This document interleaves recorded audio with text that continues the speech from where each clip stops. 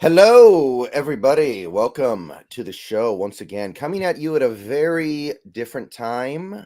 Same place, though. Same subjects. Same things to go into. But we are coming to you on this Wednesday afternoon because we got a game in just over 24 hours. So we got to get on it quickly. We got a quick turnaround this week. I am Brendan. That is Brandon. And we got some Seahawks stuff to talk about. We got a big game coming up tomorrow. Divisional tilt. One of the teams that has really beaten down on us these last couple of years. We need a win. We need to turn this around. But before we get there, I think we're going to have to spend a little bit more time than we would like to, and maybe a little bit more time than we would want to, talking about this previous Giants game. How you doing today, Brandon? Doing great, all things being considered, but hopefully we can turn around on this quick schedule this week with Niners and surprise pull off a shocker. Well, maybe not so much of a shocker right now. You look at that Niners team, they're having some of the same problems we are. Misery loves company. I'll tell you that, right? It does, yeah. I think they're a little bit in better shape where they haven't had as much of the guffaw games that we've had these past two that have been really so bad. They've been in pretty much every game, and they've been right there as far as the games just kind of slipped through their fingers there at the end. But I think that they've definitely done a bit better than we have on that part as far as making sure they're competitive in it. Right.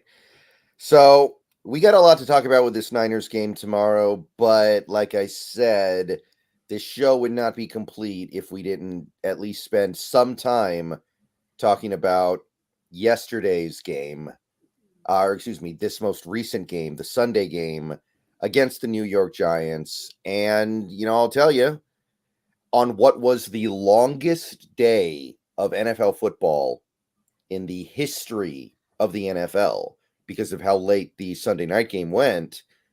I mean, that game, if you're a Seahawks fan, for a lot of Seahawks fans, it took the joy out of a really, really good day of Sunday football.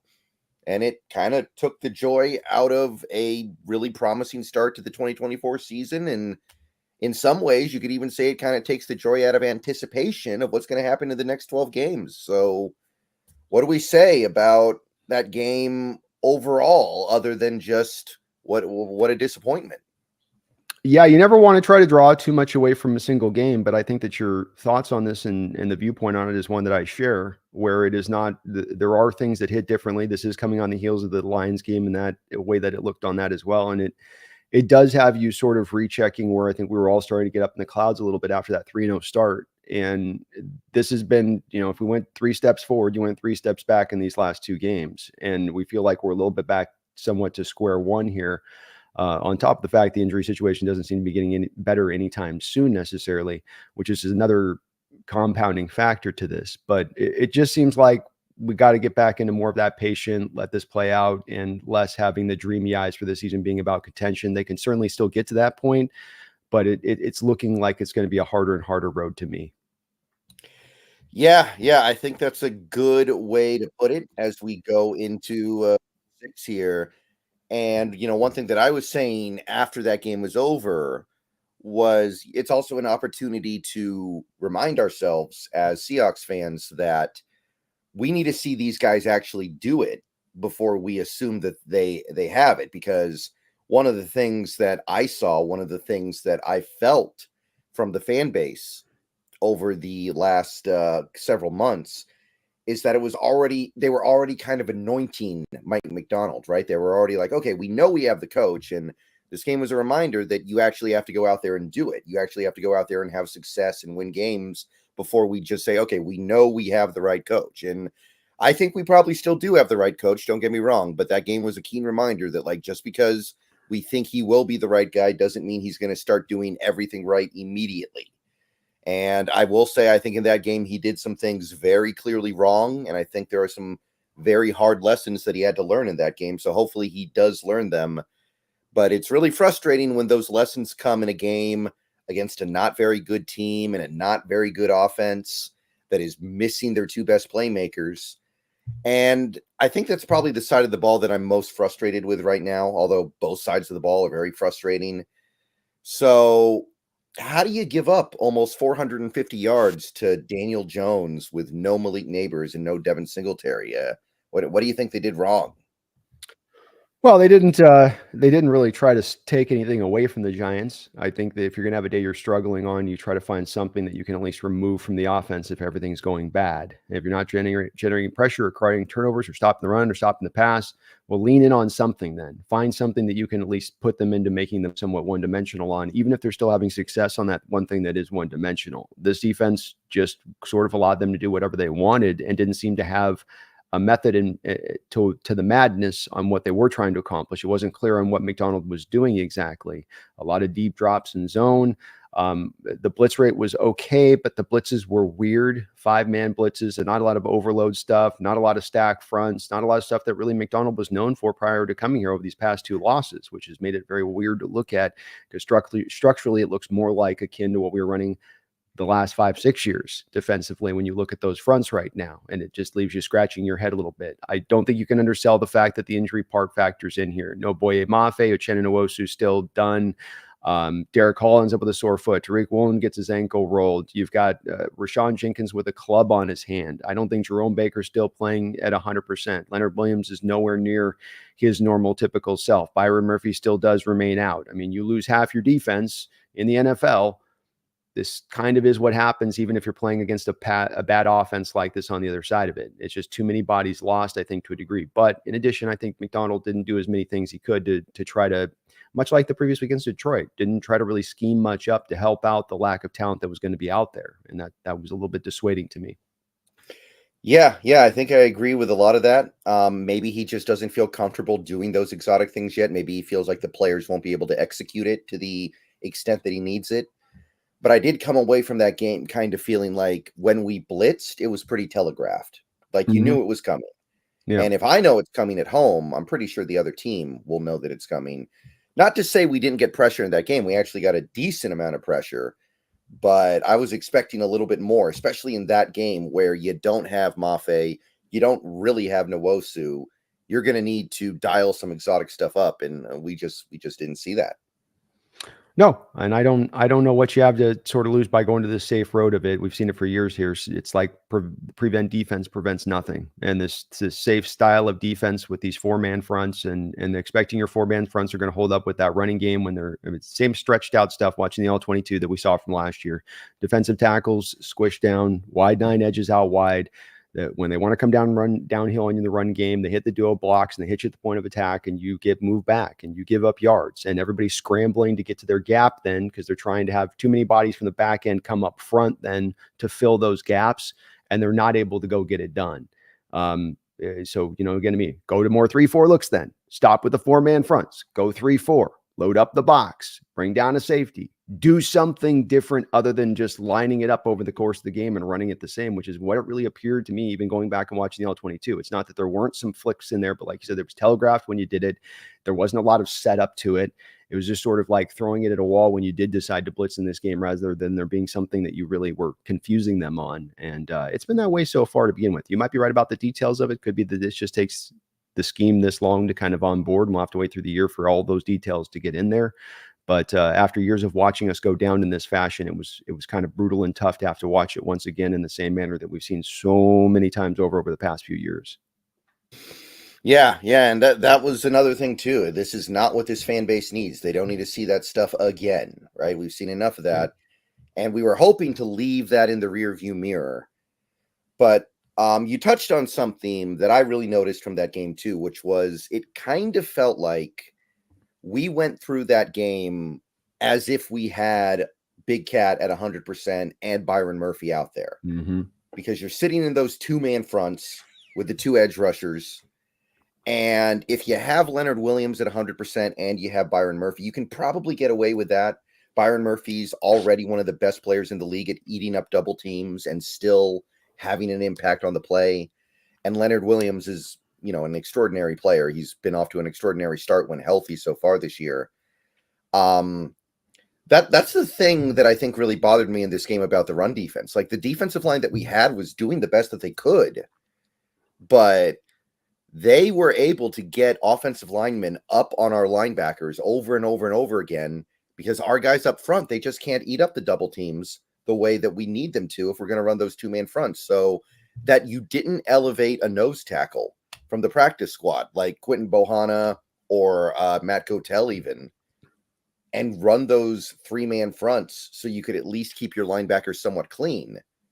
I feel like that was one of the big problems in this game. So it's like they didn't adjust the game plan when they realized Murphy wasn't going to play almost.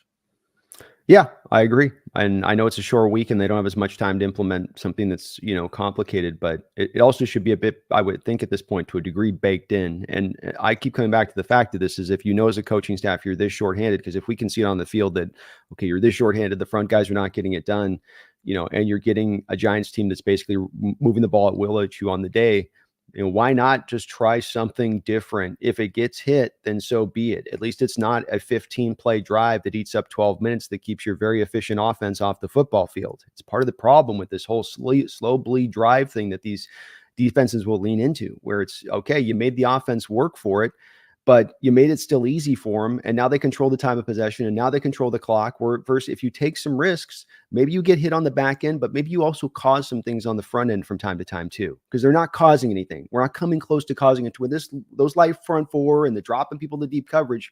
You're not coming close to causing a turnover. The turnover in this game happened because the ball carrier landed the ball off of his own teammate's helmet. That is how you got the one fumble in this game. And the prior week against Detroit, it was much of the same stuff. When you're not getting close to causing turnovers, when you're not getting close to getting interceptions, it shows you a little bit your players are not tight on those guys then at that point. So you're probably playing things a little bit too loose. And so that's the problem I have with this is like, what do you have to lose a little bit? It's like last week, the Detroit, it's like you keep doing the same thing. It's not working throughout the course of the game. Make an adjustment, try something else. And if you get beat on it, the fans aren't going to get mad. No one's going to get pissed at that. It's the first year here with you as a coach. You've got house money, use it. Don't go down the way we've been going down for years here. Just that's the part that really frustrates me coming out of this game. And it frustrates me because I don't want to see it anymore. Let's change that. We lose 45-20. And it's because we went blitz heavy or we did a couple casinos or we went like that. I'd be like, great, at least we're trying something different. And we're understanding we're down 7 defenders. We're not going to beat this team straight up. We're not going to beat the Niners down 6 guys, basically. And if Leonard Williams is out there in the same shape he was last week, Brendan, he's basically out. If Boy is even out there, is he near 100%? No, it's basically kind of out there doing his best, trying to get through it. So you got to manufacture. And if we get beat by the Niners 45-12, trying to manufacture something, then I'm okay with that. At least you tried. At least you tried to do something. But so much of the past 2 weeks, this has been just sort of just lean back on our heels. Just do whatever you want. Whatever, man. Whatever you want to do, just do whatever. And it does get frustrating watching that. Yeah, and I'm genuinely shocked that they weren't okay with risking Daniel Jones beating you over the top of all people. Like, Jared Goff's got an arm. Jared Goff can get it deep. That's we can agree to disagree on that. I'd still say I want to take some chances, but okay, I can understand that Lions offense is going to punish you when you try to throw something exotic out there. But Daniel Jones, I know he hit one deep ball in this game, but I'm sorry, I'm going to take that gamble every single time if I can get it. Yeah. I don't think he's going to hit that play reliably. So that's the part of this that is really shocking. And also on the player side of it, because we've been obviously very critical of the game plan in that game, very critical of the coaches, which I think is, of course, very obviously valid. I feel like the linebackers in this game, there was a lot of confusion back there, a lot of running plays where you had 2 linebackers occupying the same gap, a lot of plays where you had 2 players occupying the same zone in coverage. So there's probably still some communication issues back there as well. That was part of why this game went the way that it did. Yeah. I mean, we do come back to the bottom line on this is that the things that are happening are also when it's the miscommunication issues, or if it's a linebacker in a different gap, those things are less I'm going to rail on, because that is an understandable part of onboarding this scheme. And it's a new scheme, and they're going to be, as we talked about the offseason, there's going to be those times where you're going to have to kind of go through the treacherous waters to get to the calm waters, and there's no way around it. And it means there's going to be some tough moments like that in games like that. I don't have as big a problem with that type of stuff. I can get that. And that stuff's like, that's going to happen, I think. And especially early in the season, it's going to happen on that edge. But yeah, I saw the same thing, which made it weird to me that Dodson and Baker came out so highly graded in this game, because I didn't think they played that well of a game. Yeah, I really disagreed with that, especially Dodson, who I thought was just miserable with his run fits. Yeah. Baker, Maybe, Baker, because technically they gave him the forced fumble. I know he didn't do it. I know he had very little to do with that, but technically they gave it to him. He also had a lot of stops in the run game. I actually thought maybe Baker, because they did ding him for coverage correctly. But Dodson, I thought they had him coming and going. Yeah, agreed. Yeah. So that's most of the stuff on the defensive side of the ball. Trey Brown had a miserable game, but that's the kind of stuff that I think, every now and then a player like that is going to have a bad game. He's not an elite corner, and he's the guy who's going to get picked on because they don't throw at Woolen anymore. They've just completely given up on that. To my eye, Woolen was not targeted once in this game. So a game like that will happen every now and then. I'm going to give him the opportunity to get back up, but that was probably the worst game of Trey Brown's career. Indeed, I agree. And disappointing from his standpoint because he's trying to go get a big contract this offseason, can't have those games up on tape. Right. So anything else you want to say about the defense in this one? No, that'd be about my cumulative thoughts on it. All right. So now we go over to the offense real quick. I think we got to spend a little bit of time there as well. I will say I think that Giants defense is pretty talented, so I kind of get having a bad game against them. What I don't get is I don't know if you've noticed this, Brandon, because it's really kind of been hard to notice. The Seahawks are throwing the ball a lot this year. Like, a lot of people probably didn't notice that if you watch the games. Like, they're sneaking it in there. You barely notice, but this team, man, they are throwing the ball a lot. Yeah, they are. And definitely, I think that I kind of do backtrack this one a little bit, especially the past 2 weeks with throwing it as much as they're throwing it. And I wouldn't kick out anything in the legs as far as this team needs to do a better job about running the ball and being more consistent and staying with it. I also think that when you have a symptom, I think that this is something that happens to offensive coordinators, Brendan, where if you have a defense that in a first half, for instance, that's living on the football field, that's not getting off the field, I think that there's a downward thing that then affects to the offense, where now the offense and the offensive coordinator specifically starts to go, oof, less possessions. Oof, when I get out there on the field for the possession I get out there for, I've got to maximize that thing because I might not get the ball back for another 10 minutes. And so it starts to inform, I think, sometimes the OCs a little bit, say nothing of if the defense is also giving up points in addition to that, where they start to now lean away from the running game. I think Waldron did this at times when our defense would get bad, where he'd go, man, I've only had 2 possessions this half and we're deep into the second quarter. I got to let it rip, start throwing the ball a bit here. So I think there's a bit of a human tendency here on that being one kind of informs the other a little bit, but also we do need to stay more committed to, running the football in addition to that, I would say. That's I think it's completely fair with that. So they're definitely 2 pass happy, but I think some of it is also that other side of the coin causing it. Yeah, I understand the anxiety, right? Because it was very clear early in that game the defense didn't have it. Right from the start, 3rd and 17, they give up a screen pass for 18 yards. Giants marching down the field. They get down to the 1-inch line. They fumble. But it's pretty clear the defense just isn't having a good day from the very start.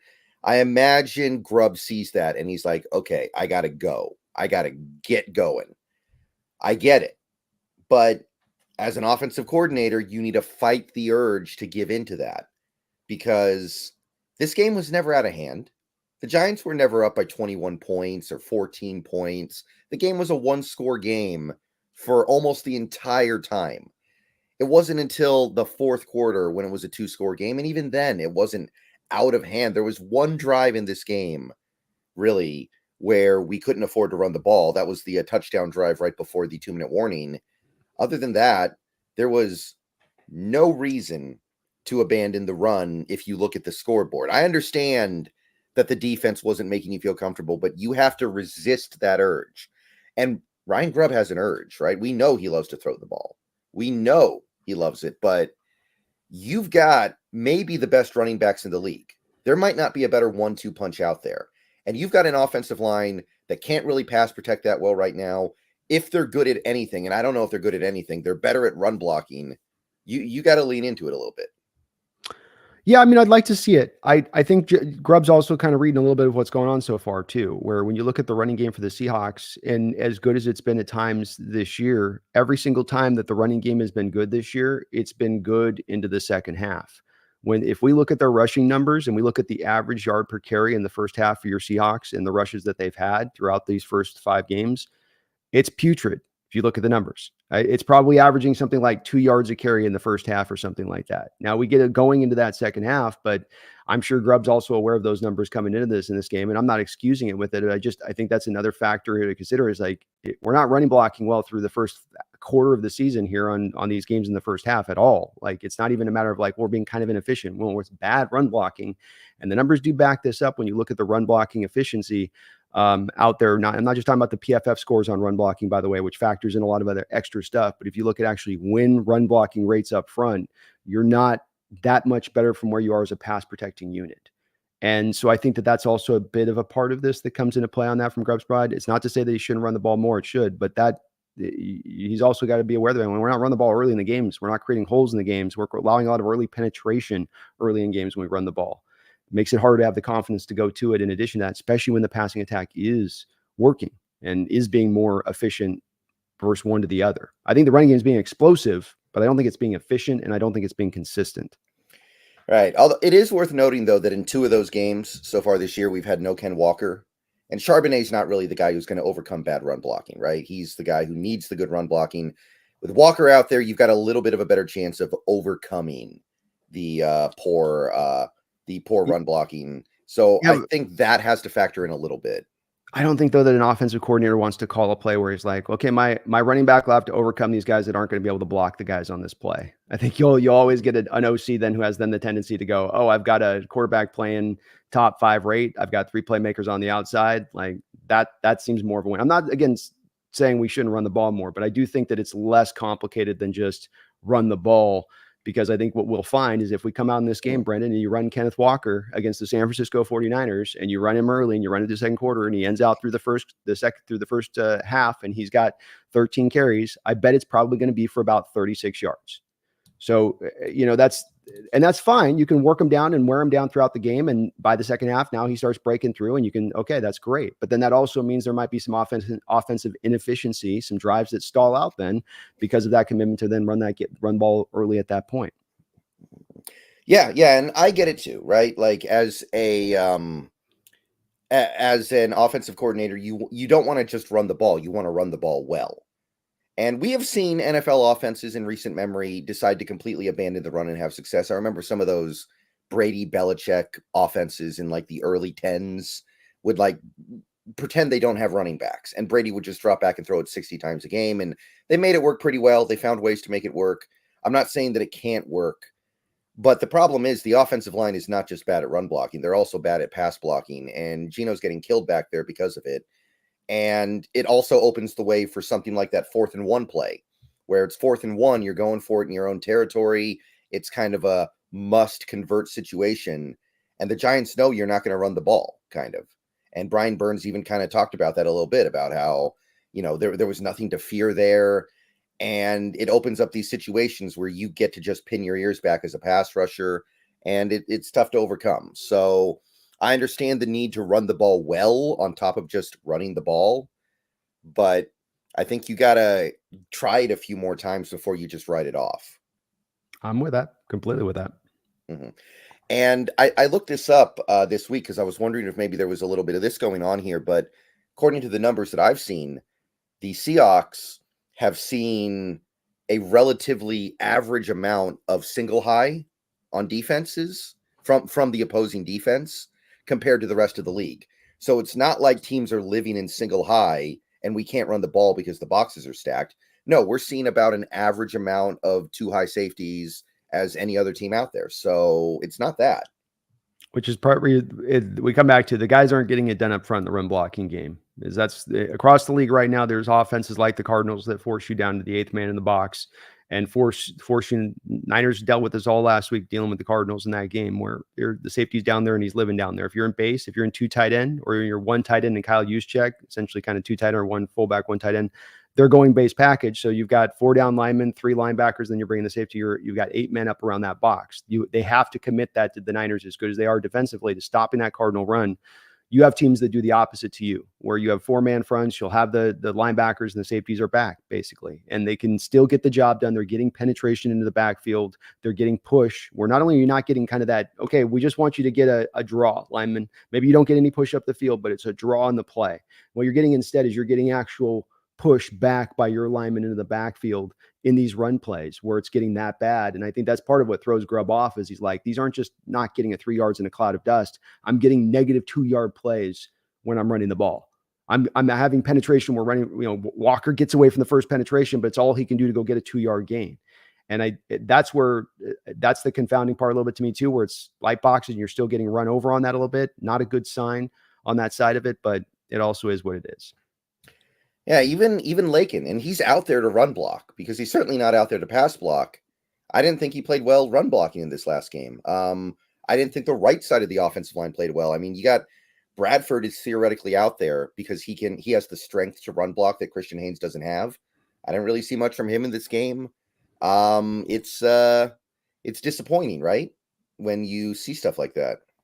Yep. I would like to see it. And it's one of the reasons I said making offensive line the center point of this last offseason, and fans are getting impatient with it. And, John's got to come back around somehow or another on this and make his peace with God on this to whatever bridge he can't seem to cross to get to the other side of making it a point of emphasis in an offseason. He's got to do it. It ain't about, we'll put the defense up. We'll get this thing, or we'll get the offensive line fixed for the first time in 10 years, John. Like, you've had 10 years at this thing, and I've supported him in the process of slowly building this thing up. But he also didn't do what I've advised to be done the past 2 off seasons, and it's come back and bit us over and over again, ignoring kind of what people are saying, do this on, and continues to kind of turn away from it. And then you get bit by it, and you're like, dude, you can't pass protect, you can't run block, but you've also got to lean on your offense because your defense is in a yearly basis kind of crap. What are you doing? Why do you keep ignoring this one spot and not hitting it in the way you need to really hit it? Like Lincoln Tomlinson, Evan Brown, Austin Blythe, Gabe Jackson. It's cheap. And you pay cheap, you get cheap back. Yeah, and who looks really good so far this year, by the way, in I think Arizona is Evan Brown. I'm not happy about that. That does not make me happy. No, and they got him playing left guard versus us at center, but playing probably better left guard than Lincoln is, to your point. Yeah. That agitates me. I'll put it to you that way. Also, another thing about this offense, I don't feel like it was like the big problem in this game. I don't. But no. I'm sick of this rotation at right guard. I don't like rotating offensive linemen. I think that accomplishes the opposite of what you're trying to accomplish, which is allowing these players to build continuity and a level of comfort playing with each other. I want to pick one guy and go with it. I don't even really care who it is. You got to pick one guy and just let them go the whole game. Agreed. I'm in the same place with it. I was not one of those people as much pushing to try to get Bradford out of there. I can acknowledge that the game that he's playing is bad, but I'm not as certain that the solution people thought that Haynes was going to be the guy to fix that was as true, because I don't think he's quite ready there. It'd be great if he was. I wish he was. I think he's still got a lot of talent, but he's just not ready. And maybe Bradford's, not that much better or about the same with it. But to your point, if you want a good offensive line, you want a line that's going to get better throughout the course of the season, flipping things through and spinning guys through on a carousel is not going to accomplish that. And we've tried it before. We've tried this before. Did it do it before? Did years with Carroll rotating offensive linemen build a great offensive line? Did it, by the end of the year, build the most cohesive and most highest performing offensive line by the end of the season versus the start of the season? No, quite the opposite, actually. So again, back to your point, no, I don't believe in rotating either. Trust your 5, let them get the chemistry on point, go through the bumps in the roads on this, and see if by the end of the year you can get the benefits of that in that cohesion. Yeah, and at least when Carroll did it at least he had logic behind it, right? Like, he did it with Gabe Jackson because Gabe Jackson would play 30 plays and then his knee would give out. So you would pull him out because you could only use him for short periods. He did that with we had that one guard in Mike Upati, because Upati was old and breaking down and could only go for a few plays. Last year, he did it with Jason Peters because Peters was a billion years old and they could only go for so long. But you've got a second-year player in Bradford and you got a rookie in Christian Haynes. They're not breaking down out there.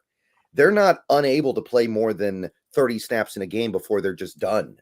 They can go the whole game. Now, maybe they won't play well, but I think you're going to get better results when you just let them play the whole game and get into the rhythm and flow of the offense, and you let everybody get used to playing with each other. Agreed. Yeah. I think it's what offensive line coaches and what offensive linemen have told us for years in addition to it. It's not our opinion on this. This is what they have said. So I think that if it's what they're telling you from the position you need to have to get the best performing unit, we should probably listen to them. And it's not something you see as a commonality throughout the league where coaches all across the board are flipping through linemen in spots.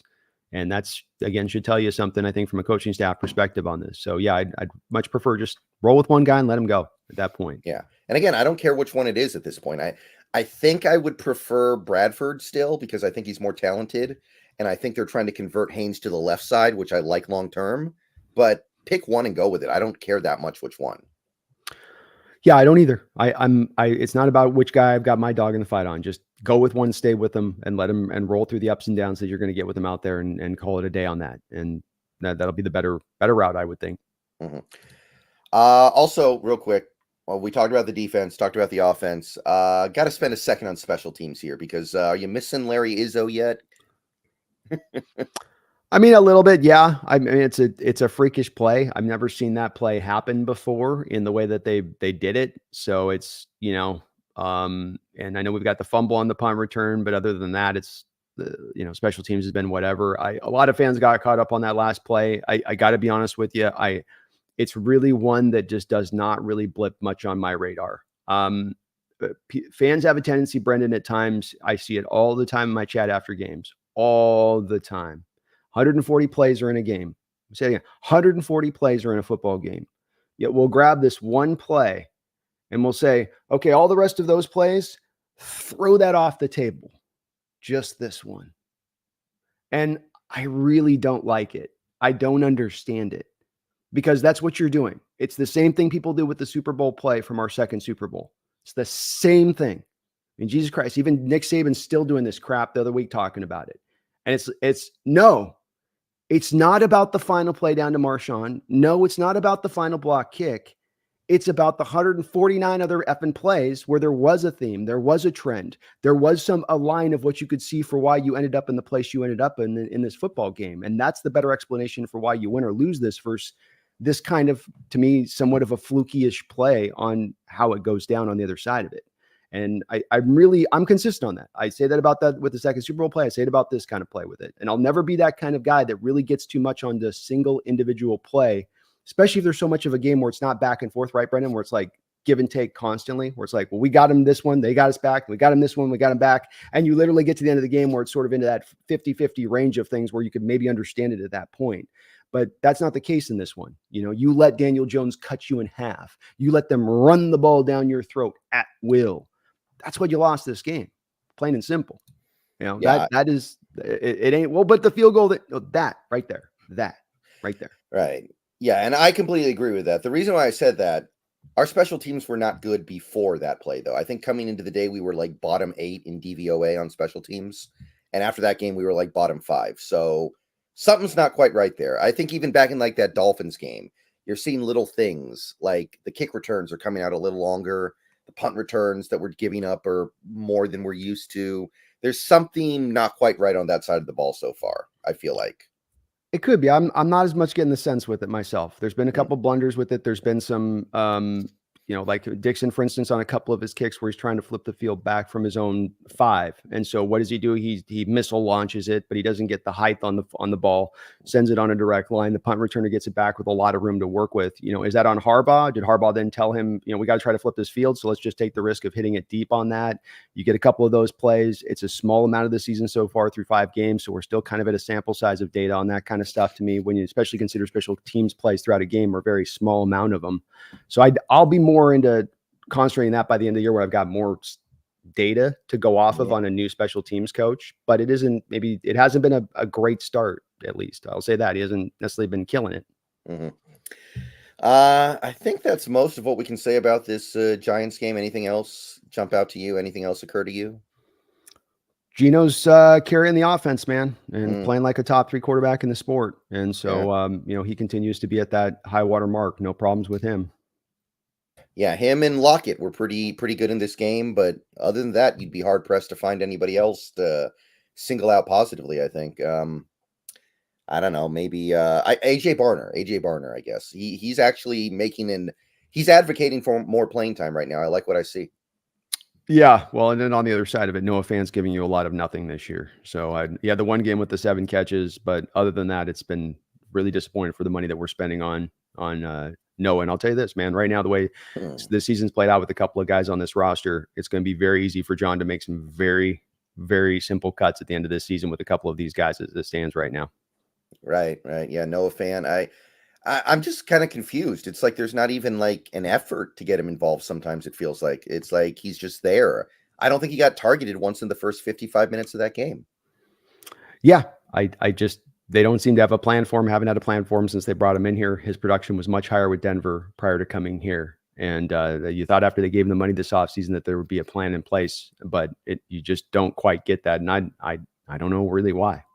Mm-hmm. All right, we got a couple of donos here. We got Feed Me More Seahawks. Thank you for the $2. 49ers run a vanilla defense. Don't make it easy.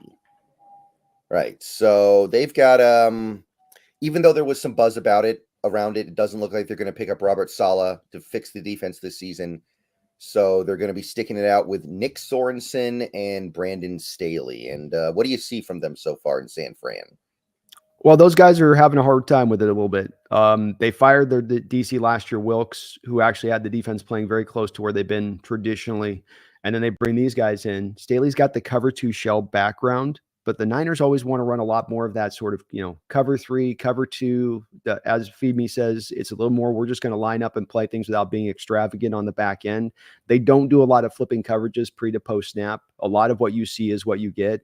The problem is Staley's kind of inherited then a scheme and a system that he doesn't naturally run, right? Because he's from the Fangio tree, which is all about the flipping of the coverages on the back end. And so you can see why this maybe doesn't work exactly for them, trying to have him run something that is not his own. And it has made them a little bit, I think, in tougher shape. They've got an issue right now, right, where they've gotten away for years with that wide 9. So they got 4 down linemen. And what they do with it is in our 4-3 under with Coach Carroll back in the day, we'd have those 4 down linemen pretty close to each other in their gaps. With these guys, they spread them out. And so you end out with wide 9 guys putting their hand down in the dirt in their alignment. You end up with 2 3 techs at times. Rather than a 1 tech and a 3 tech, you get 2 3 techs. And so what this has done in the past is create those natural openings there in the defensive line that if you get downhill quick in the power game, there's holes there. There's natural kind of crevices, but the Niners always played it so well, and their linebackers are always so good about filling the gaps that they could overcome that. What's happening a little bit more now this year is you're seeing they have no Dre Greenlaw in there, and they're having to now bring that safety up into the box a little bit as an extra helper because they can't get it done with that wide 9 in its current shape like that if they roll out that way. So you're talking about running the ball in this game, Brendan, with Walker being committed to it. I know we want to sometimes get Walker to the edges, but this would be the particular game, or Charbonnet, to do more of A and B gap type runs to attack that wide 9 alignment because it's not rolling as well. And one thing to keep in mind with this is that they've not been able to kind of solve their defensive tackle situation. From the moment that they moved on from DeForest Buckner, it kind of slowly created this issue with them at defensive tackle where they've always been trying to chase that line that they had a couple years ago with Armstead and DeBuckner, where Armstead went this offseason. DeForest Buckner's been gone. Top 10 pick Javon Kinlaw went out in free agency. He's out. He didn't really settle in. They signed Javon Hargrave, who's now out for the season, I think, with a torn bicep or pec.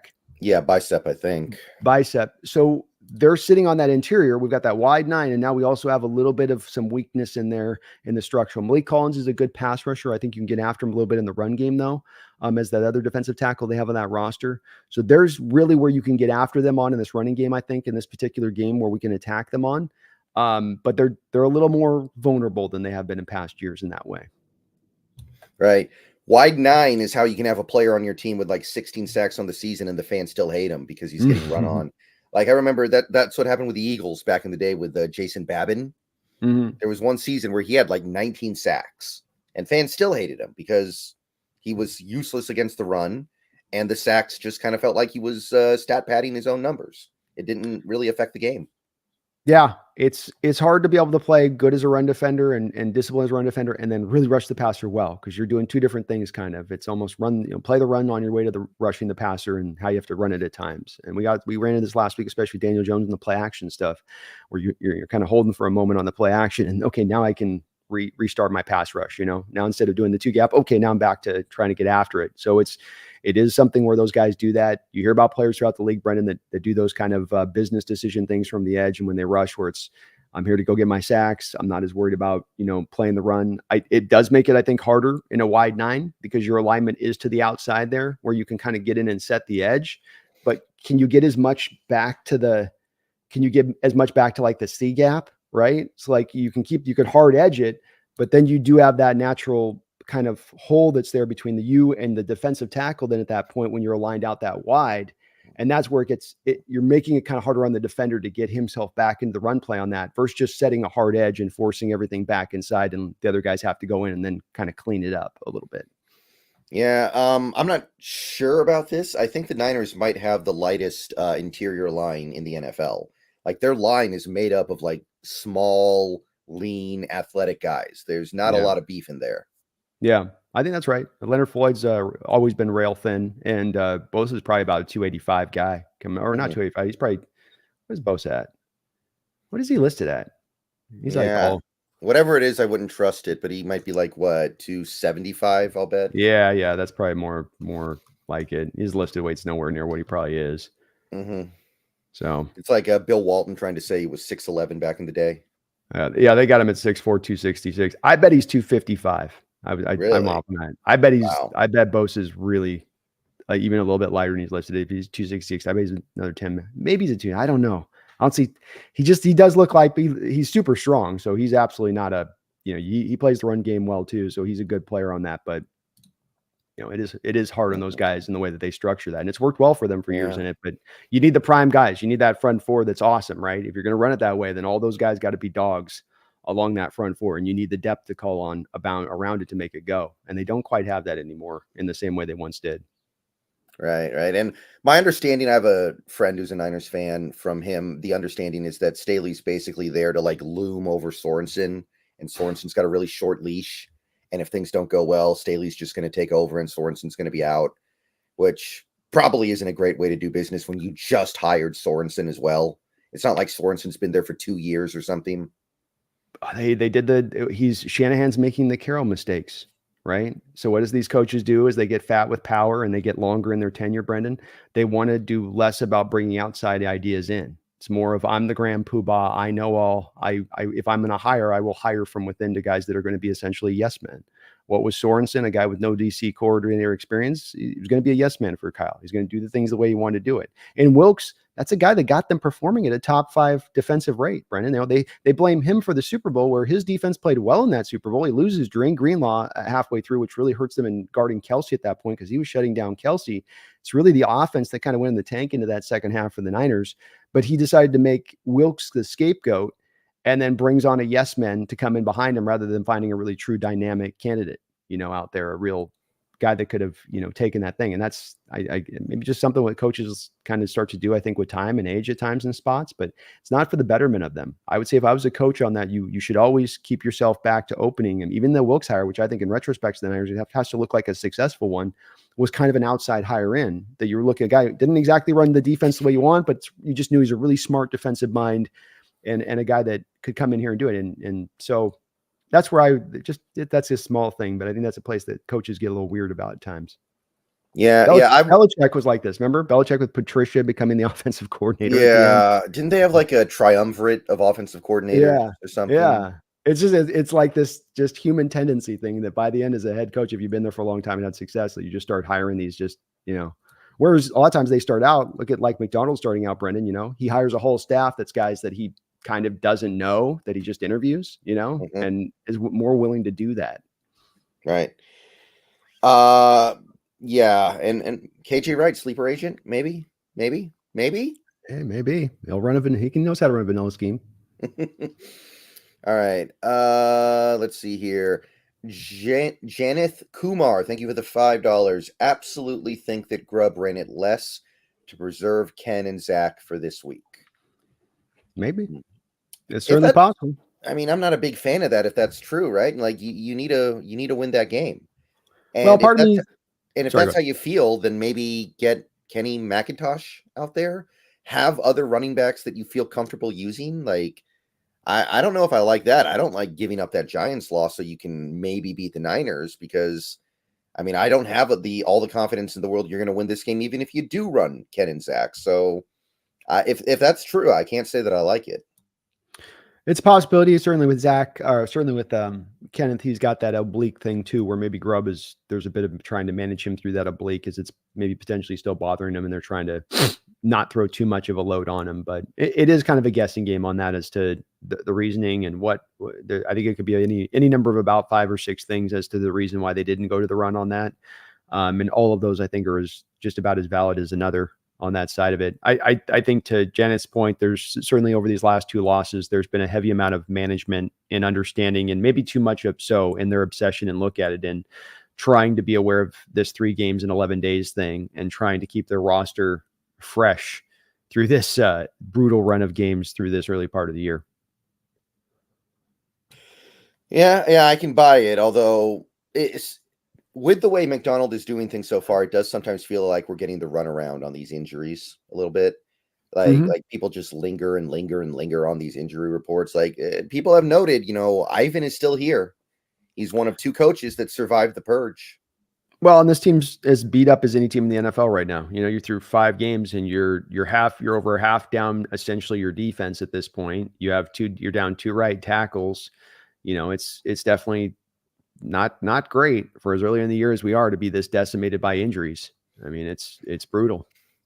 Yeah. The silver lining, I guess, would be in 2013 when we won the Super Bowl. We had a lot of injuries that year, but almost everybody was back for the end, right? Mm-hmm. Like the only guy who was really lost for the year that was was Sidney Rice. And by that point, I don't even know if he was that big of a loss. He wasn't really doing that much for us anyway. But we got Chris Clemens back. We got KJ Wright back. We got Percy Harvin back by the time the Super Bowl came around. So to a certain extent, I think you could look at that and go, okay, we had injuries, but at least we got them all back in time. And there's still a chance that happens this year. Nwosu's not out for the year. Abe might come back. I'm not super optimistic about him doing a lot when he does, but he will be back. Murphy will be back. Hall will be back. Woolen will be back. At least we're not getting hit with the season enders yet. Agreed. No, it's not. No, those are the ones where you can certainly look at it and go, okay, this is going to get dark a little bit because there's no light here. There's no ability, but there are reinforcements coming. You just got to kind of keep yourself in that position to be able to make that run once those guys do at that point, as it is at the tough spot right now a little bit. Mm-hmm. Let's see. Feed me more Seahawks. Thank you for the $2 again. Do you feel a more zone game with Reek likely out? Well, the problem with that would be the meter only goes up to 100, right? You can't go beyond 100. So there's not really that much more zone I feel like we could do. I'm already kind of disappointed with how much we're running zone. Yeah, I mean, for me, I'm where Brendan is on this. You're to my eyes, I watch so much of. I'm watching almost at the centerpiece zone coverage on the back end constantly. They're not willing to run man. They're not comfortable running man. When they run a blitz concept, one of the plays that drove me most crazy in this last game is they run one of their blitz concepts, but then they have Trey Brown in off coverage, 8 yards off, playing basically cover 3, and then the Giants just run a slant, which gives them basically a hot read to Daniel Jones to get out of the blitz. And you give them these easy outs with some of the zone coverages, the touchdowns that have happened, and the crossing routes that they've used with hitting our zone coverages, both the Lions and the Giants this past game for a touchdown, all out of zone. So I think feed me that they're already kind of living in zone as it is. Even if Reek was out there, I think they'd still be living in zone. Yeah, and again, the teams that run man coverage the most in the league are only doing it about half the time. So we're not asking for the Seahawks to run man defense like 90% of the time. Nobody does that. No.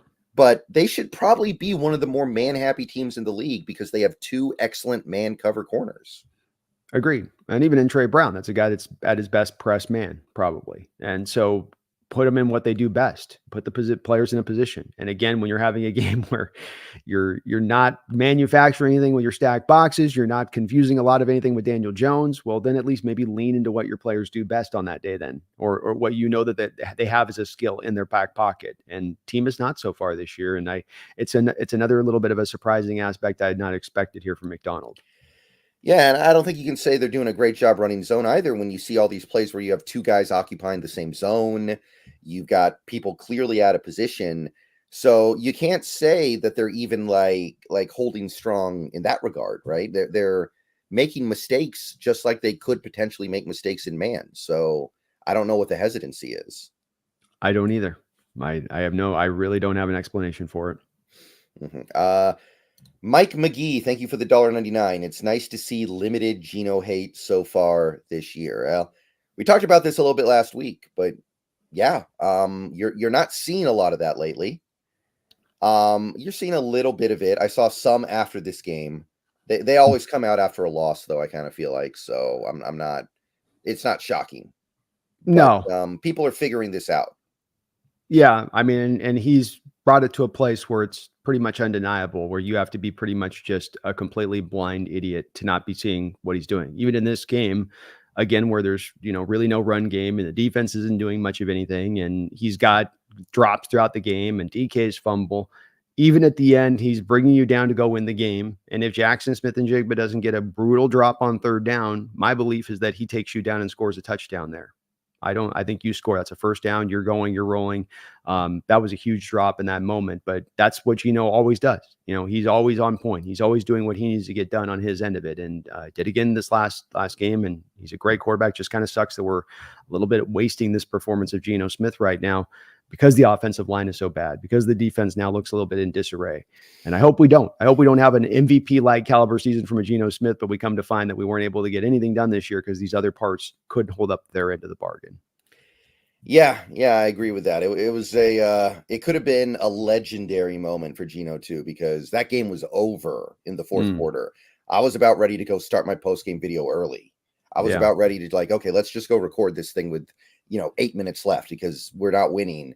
If we had won that game, that would have been, it's not a playoff game. I get it. So you can't really say it's like the NFC Championship game against the Packers, but that would have been the stuff of legends, I think.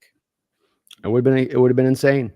He's had some great comebacks over the past couple of years, but that would have been right along in there with like that Detroit game where he had to come back to take you in overtime, and then he went back and drove down and got a touchdown right after he took you in overtime. I think it's about into that same equivalent point on a game where he had to play great on top of that. But he was again today in this. There's like one play I can really pick at, but otherwise other than that, I thought he was great again under pressure. The Jackson Smith touchdown they threw the back end zone where he's hit as he throws, stands tall in the pocket, takes hits.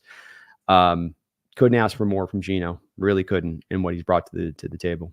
Yeah, that JSN drop is going to live with me for a while too, because I know like when Metcalf drops a pass, of course I don't want him to drop the pass, but I tend to be a little bit more forgiving with that because I know what DK's impact is beyond just him getting the ball thrown at him, right? Because defenses live in terror of him constantly. So when he drops a pass or when he has a fumble, yeah, I'm upset about it, but I don't get really torn up about it because I know that his gravity is so big. He's still having a big positive impact on the game, but that's not the case for JSN. JSN's claim to fame is that he's money in the bank on third down. So I need him to catch that pass, man.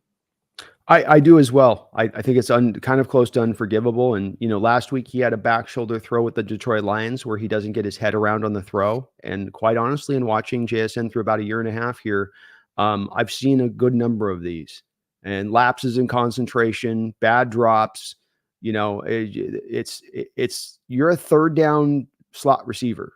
You need to convert those. That's what you're here to do. Like you say with DK, he's here to take the top off the defense, big play guy. Okay, get you a drop, but he gets you a 75-yard touchdown in addition to that drop. You ain't getting that from JSN on the upswing to the other side of it. So he's got to be the guy to move those chains. He's got to be the guy to make those catches. That's an out route where the defender's not hanging on you, not pulling on you. Last week on the back shoulder fade, the defender was not aware of the ball coming in. He just didn't turn his head around. You're into year 2, my man, now. You're a first-round pick. I'd like to start seeing a little bit more of why you were that first round pick and a little bit less of those drops.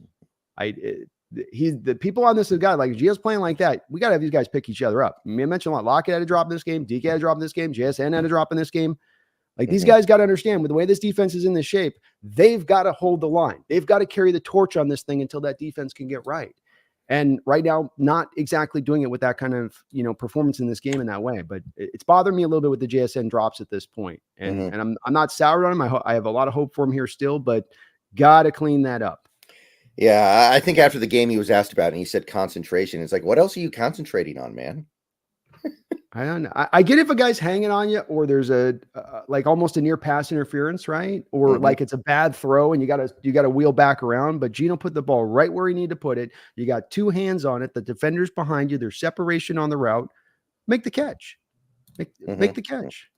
Yeah, even DK's drop, I think Banks was right there to punch the ball out, basically. Like I don't even know if they consider that a drop. I think they actually didn't give him the drop. Now, the fumble, that's a different thing. That's I mean, DK needs to learn that he's the biggest fumbler at wide receiver in the league, and everybody's going to be punching at the ball for the rest of his life when he catches it. Yeah, But like that drop is just a naked drop. He's out there on his own. It's a first down. We're keeping this drive alive, and I think we're winning this game. I think we win that game if he catches that pass. agreed. 100%. So you're the guy that's here to be the moving the chains, and that means that those little short throws that aren't going to be high degree of difficulty kind of catch and throws. They're going to be short throws. You sitting in zone, you staying safe, but it's instrumental that you make those catches because that's your role in this offense is to keep those chains moving. DK takes the top off the defense. You keep the chains moving. That's your role. So Mhm. Drop's got to this guy, not Drop's got to go completely away, but you got to do this has got to not once a game thing here from JSN a little bit. In addition to Yeah, that, he had the drop against the Patriots on 1st and 20. It would have been a first down. It's a pretty routine catch. There was yeah, that one. yeah. And I think last year, going back, there was a couple last year. I can think back to Baltimore Ravens game on early drive on that where it's a third down. Geno puts another out route there where just drops Mhm. right up off the hands. Like, come on. That's your job, man. That's what you're here to do. Yeah. Yeah. And the same play last year in the Ravens game where you create the separation, out route throw, Geno puts in the right spot, just a purely putrid drop. Mhm. Let's see here. Jeffrey, thank you for the $5. If the Chiefs roll right into the Super Bowl and win again, with teams playing them as the worst version of themselves every week, I'ma lose it. Yeah. I That's mean, think about it like this. Patrick Mahomes has not played one game this year, even close to as good as the game that Geno Smith played against the Patriots or against the Lions, and the Chiefs are 5-0. Like think about that. Like that whole team is picking up Mahomes right now. This is not Mahomes going out there and being Superman every week. This is that team. Every week a new player picks him up. So it can be done. certainly can. And I think this is also a little bit representative of the way the NFL is in a bit of a tough shape all the way around, I think, from NFL teams' perspective. I mean, how many teams, Brendan, did we have after 4 weeks that were 2-2 throughout the league? You know, everything is highly, it feels like as much as ever in a place of parity. And I know that then allows a Chiefs team that's not in parity to still go win, but this gives them less, combatants. They're the Super Bowl winning team. Everybody plays them like the Super Bowl winner. But if you're not playing your best football, and I know the Saints were playing good, but that Saints going into Arrowhead too. That's a tougher pull for them to go in there and try to win that game versus playing in the Superdome. But I hope not as well, Jeffrey. I don't want to see the Chiefs win again. I don't want to see constant shots to Taylor Swift and boxes throughout. I'm good. Like let somebody else get into this. Mm-hmm. Oh, and I got some mixed news here. The injury report just dropped. So we want to do a little breaking news? Sure. All right. So Seahawks injury report. Niners has not dropped yet. Out. Now, these first two we knew. Murphy out. We knew that. Nwosu out. We certainly knew that. Also out. Reek Woolen. Not good. Not what you like. Nope. Questionable. Derek Hall. So a little bit better than I thought, actually. I didn't feel great about him yesterday. I'll take questionable for Derek Hall. Julian Love, questionable, although expected to play. Also questionable, but expected to play. Boye Mafe. There we And go. That's it. Well, that's pretty good. Yeah. That's pretty good, all things considered. So it's a short week. Not surprised with Woolen. Hard to get back on a rolled ankle like that, and you definitely worry about that getting worse. Throwing him out, running him out there on a short week. So you're giving him extra time to kind of heal after you get through this week on that one. Makes sense there, and not surprising. I do wonder how good Mafe and Hall are going to be in their injured state. And you still have Rashawn Jenkins with that club on his hand, Brandon. He couldn't wrap up last week at all. Yeah. I mean, it was really preventing him from getting anything done in the tackling aspect, and Julian's fighting through it too. So we win this game, it's going to be, limping our way through to get it done. Mm. Yeah, I was expecting doubtful for Derek Hall at best, so I'll take questionable with him. But you're Sure. right; it's not what we needed. This is why I never stop looking at edge rushers in the draft. Like people say, "Oh, we don't need an edge rusher. We have this guy. We have that guy." I don't think you can ever have enough edge rushers. Nor do I. And to your point on this, everybody's looking at maybe trade deadline deals to be an offensive lineman that people are looking to target. And you and I both, I think, been in the same camp where we were a little bit reticent to believe that there'll be an offensive line really of good quality available. But there will probably be an edge that you can go get. And Trevis Gibson came in here and he's not played well at all. You've moved Yeah. on from Tyus Bowser. We don't know what we're going to get from Uchenna going forward. I think there's a strong argument. I mean, I know I've mentioned it many times, but I would really be on the phone with the Carolina Panthers right now Mhm. about Jadeveon.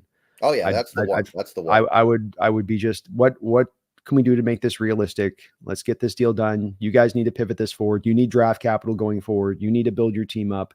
So let's take this out. What we got to do on this, and find Yeah. a way to get it done. According to my research, he would only be due about $1.5 million the rest of the season. Mm-hmm. Now, Amen. next year is a problem because he has that second year on his deal. That's a little bit harder to deal with, but it can be done. Well, you can always bring him in and then move him after the year if you need to, and then reinforce the position at a cheaper rate that way. It'd be really just, I would look at it like, yeah, the second year's there on that deal, but you're not, because the bonus money's off the books at that point. It's only the base. So you can do whatever you want to do with it at that point, and there's no hit to you unless he's got a roster bonus on that second year. Mm-hmm. Right. So, yeah, I'm not going to pretend there's any silver lining to what's going on with Nwosu right now. But if Nwosu must die so that Jadeveon Clowney can live, I'm going to be pretty stoked about that, Seahawks Highlander, man. Mm-hmm. Yeah, and at the end of the year, Nwosu comes back. If he's still got something left, then you've got Nwosu, you got Clowney, you got Hall, you got Mafe. Remember, Clowney can probably line up inside on some snaps as well. He's a bigger guy. He can definitely give you like those 4-eye snaps, I think, effectively. 100%. 100%. I think you can, he gives you, I think having those four edges is a smart way to go. Not to mention, are all four of those guys going to maintain their health through the whole season? Or by the end of the year, you're going to end up with all four of those guys at the 100% health if you had those four? Probably not. You're probably with just three if in a best case scenario. Somebody's going to probably get lost. Yeah, I mean, a lot of people over the last week have been upset about in retrospect, the Darrell Taylor trade. Because, we could have used him right now. We could have used him right now. I don't really agree with that. But you're not going to be thinking about Darrell Taylor for a second if we end up with Clowney here. Like, yes, sign me up. Yeah, the Darrell Taylor thing, again, just gets back to the people with a little bit of the inherent lack of understanding of what we're trying to do with this scheme and what we're trying to do differently from what the Bears are trying to do with their scheme. I mean, he's got 2 sacks on the year and 10 tackles. So let's not act like, he's destroying things. He's having a very well-graded season, but he's an edge rusher that wants to run around the edge. That's Darrell Taylor's game. I think even his biggest benefactors would say, yeah, that's what he wants to do. He wants to get around that edge as quick as possible, use his quickness, use his dip, use his bend. But then that means at times you're letting the mobile quarterbacks get away. The Niners last week getting hit by Kyler Murray. You get a guy rushing off the edge like a Bosa that's out of control, trying to get to the quarterback.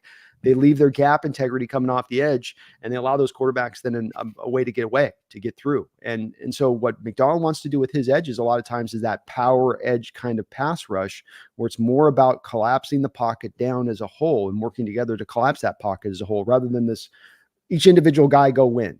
Like under Carroll's whole defense, it was more about each individual guy go win up front.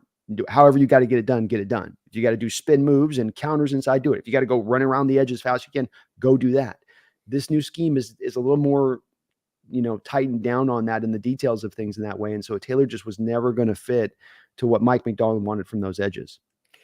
Yeah. It's hard for me to be upset about that one, especially because it's all hindsight, right? We didn't know these players were all going to get hurt when we traded Taylor anyway. So like I know like Matty F. Brown's been on the warpath about the Taylor trade. He hated it at the time and he hates it even more now, but I just don't see it. I just don't think that would have worked. I don't either. And again, it's not that he's lighting the world on fire in Chicago here. He's well graded and he's doing well for them in their defense. But one guy doing this in that defense does not mean that it's the equivalent over here in this defense. And again, he is the opposite of the type of player model that McDonald's looking for, right? McDonald wants big, he wants long, he wants stout, and he wants strong. Which of those four things is Darrell Taylor, Brendan? He's a really nice guy, Yeah. He's got cool hair, well-mannered. He played college football at Tennessee. Tennessee seems like a cool state. Yeah, we're moving on. Yeah. Oh yeah, and the Niners injury report actually just dropped. We have a list of players who are out. If you want to go ahead and go over that real quick. Let's get it. So you have Hufanga, which we knew about. That is a big loss, though. That is significant. They were counting on him this year, especially because of that thing you said about them liking to bring the safety up. He's the guy who is going to do some of that stuff. Jake Moody out, which we also knew about. Jordan Elliott out. Demetrius Flanagan-Fowles out. And keep in mind, this is on top of McCaffrey being out, Greenlaw being out, et cetera, but not terrible. Not as bad as it could have been earlier this week.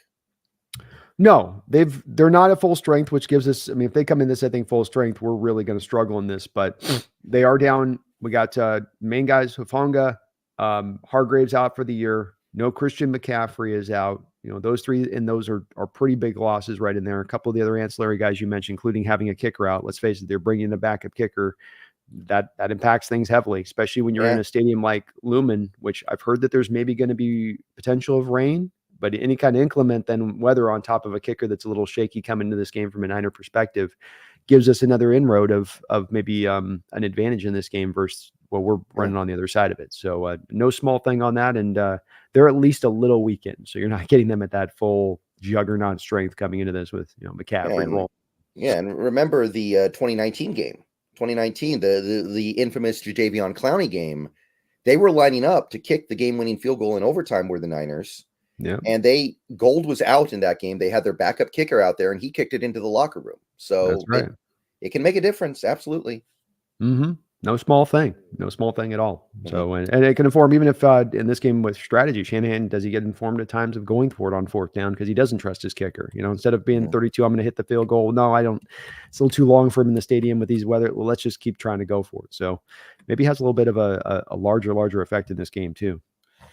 Let me check something here real quick. Yeah, Jordan Elliott, he doesn't play a lot. He plays a little. He's like one of their rotational guys. So not a huge loss, but they need all the help they can get in the middle down there. So they're light there and they're weak. They're weak in there as they've been in recent years, even when they're their full strength. Even the Hargrave and Collins there, it wasn't great. Like they had a lot of hopes for Collins. I think he's been okay for them as a pass rusher, but I think it's been a little light with him as a run defender at times in watching the games with him. So that's where you can get after this team, especially in the natural alignment with that wide nine. They're also weak. Get downhill up front on them and go downhill a lot, and I think you can find some yards. Yeah, actually, in this Cardinals game, Elliott played half the game, 28 snaps, because of the Hargrave injury, probably. So that actually matters. That actually is more significant than I was initially giving it credit for. Yeah, it's a position that they had because they had money on Hargrave at $18 million per year, and then Collins was like one of the real featured offseason defensive tackle signings. So they thought that they had, with that and what they already kind of had in house, that would be enough, and obviously they didn't have a lot of money to spend, right, Brendan, because they're in the end of the Super Bowl window. So it's not like they can just go out there and be throwing contracts all over the place. They have to be very tactical in who they give deals to, especially with all of the contracts they had with like McCaffrey wanting the extension, Trent Williams wanting the extension, Brandon Ayuk trying to get his deal done. It inhibited them from being able to address this. And maybe we'll be able to take advantage of that, Brendan, because it is legitimately a point of weakness, I think, for them at this point. Mm-hmm. Let's see here. Magic Vlogs. Thank you for the $1.99. Man, being in that game was fun, but disappointing. Mm-hmm. Well, at least you had some fun. At least you had some fun. I would not have had much fun. I would have had a rough time in that stadium if I had to go into that stadium and drive all the way down there and show up early and watch that performance, especially from the defense, would have been tough. You know how annoying it is to go to a game?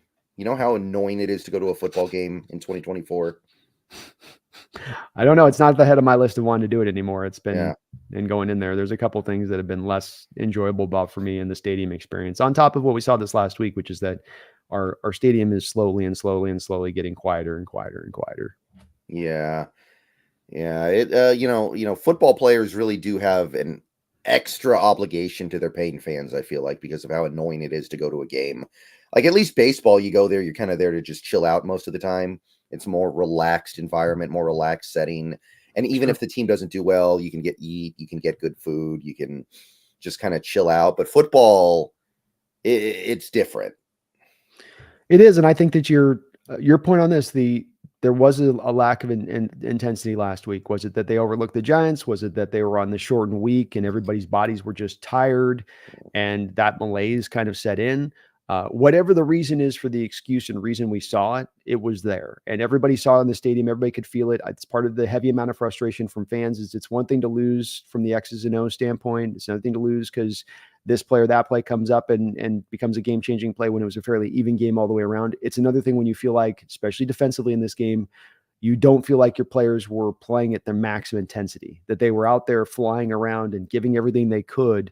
And that's the part that's hard for me as a fan to excuse in a player on that, where you have 17 games in a season. I know your bodies get beaten down. I know you're hurting, but you're also played to go out there and perform at a certain level in that way of how much you're trying, not succeeding, but trying. And it does become clear at times when you can sense from players a lack of not complete. I watch other games and you watch that Seahawks defense and watch some of the other defenses throughout the league this past week. And I don't know about you, but I felt that there was a stark difference in the flying around to the ball, the buy-in level that I was feeling from players on other defenses. I wasn't feeling that from the Seahawks defense at all, from tackling on down to how ferociously they take on blocks this past week. Yeah. There was a little bit of that. There was a little bit of that. And it's disappointing too, right? Because I think one of the big reasons why last year was the last year of Carroll was that there were games where the team felt like they weren't trying, which you couldn't really say in previous years. They lost, they had bad losses, but it always felt like they were trying. Agree. I didn't think you could say that about some of the games last year. And this last game, I think you'd be hard pressed to say they were giving maximum effort. I agree. I just don't think it's just a matter of going, well, injuries and this, and, this Giants team is not a good offense. I think they're going to end up the year with 4 or 5 wins when it's all said and done. And to have them take it to you like that, where they wanted it more than you wanted it at home, disappointing to see, but it's also a big part of the checking of expectations coming out of this game a little bit, because that intensity thing is kind of a big thing. Beyond, you didn't do this, you didn't do that, could have put the players in a better position to succeed. Not having the players up to ready to play speaks to not necessarily Mike McDonald's inability to get them to play, but then maybe he doesn't have all the right guys here, all of the right buy-in guys on it. And, I watch guys like Draymond Jones at times on snaps, and I go, for $17.5 million a year, you're not giving out max effort. You're not doing everything you could. I'm watching him softly set an edge and be unbothered to get off the block to go make a play where the ball's being run right around the side of him. It's kind of a little bit of that you're seeing across the board a little bit at times. All right. Thank you for the Dono Magic Vlogs. We have Feed Me More Seahawks with the $2. Thank you. Broncos are turning into a top defense. Great win. Yeah. These Broncos, man, not such a meaningless win after all, as it turns out. They have a legitimately, I'd say, top 5 at least defense in the NFL right now. Yeah, Dolphins got to win too. So strength of schedule looking, a little bit better. And it's surprising to see what it almost doesn't make sense what the Broncos are able to accomplish defensively speaking and how they're able to get it done. And boy, you do think a little bit about what could have been, Brendan, because Seahawks were trying at the time when they signed Draymond Jones to both sign Draymond Jones and Zach Allen. And the Broncos ended up spending a little more money on Zach Allen than we could afford because we had spent the money on Draymond. But boy, you look in retrospect, and what if we had pivoted to Zach instead of Draymond on the other side of it, because he's been a much better player for Denver than Draymond's been for us. Yeah. Yeah, and you can say that right now, Geno Smith is the one quarterback who cracked that Denver defense so far this year, right? I would say, yeah. Certainly not Justin Fields, not Baker Mayfield, not Aaron Rodgers. The great Aaron Rodgers couldn't do it. It's true. It's very true. So it's something worth little feather in the cap on that one. I agree. That Denver defense probably got Robert Saleh fired. I would say that that's that game as much as ever. I think what I've heard though, Brendan, is that Woody Johnson was a ambassador, and so he was over there in, they're doing the England game basically. So he got embarrassed in front of all of his English friends, I guess, and that set him off. Because when he was the ambassador last time, it was his brother that hired Saleh. So he didn't even hire Saleh. So he's just completely emotional owner, and it's bad ownership, man. We talk about what makes great teams and what makes bad teams, and why we a lot of times have the faith in the team we do is we have still really good ownership. You still have really capable ownership, and you can see bad ownership. You can see it in these kind of situations with the Jets, be it how they draft quarterbacks, how they fire coaches, how they hire coaches, the coaches that they go to bring in there. It's something you see time and again. Is they're a bad organization. They haven't sniffed close to a Super Bowl since the Namath era, and there's good reason for that. They've earned that. Yeah. Did you just real quick here, off topic of this stream real quick, but I want to ask, do you think it's a good idea to fire Saleh? No. Because the defense is playing great, and the defense has played really well. When you brought him in and you bring a defensive headed coach in that way, then you're bringing that guy in to make sure that his defense is handling business. And then that general manager on the other side then has to offsuit that in the way that he's building the offensive roster up, the offensive coaches that are brought in. I'm not sure, for instance, Hackett was Saleh's choice. Was Hackett Saleh's choice, or was that Aaron Rodgers' choice?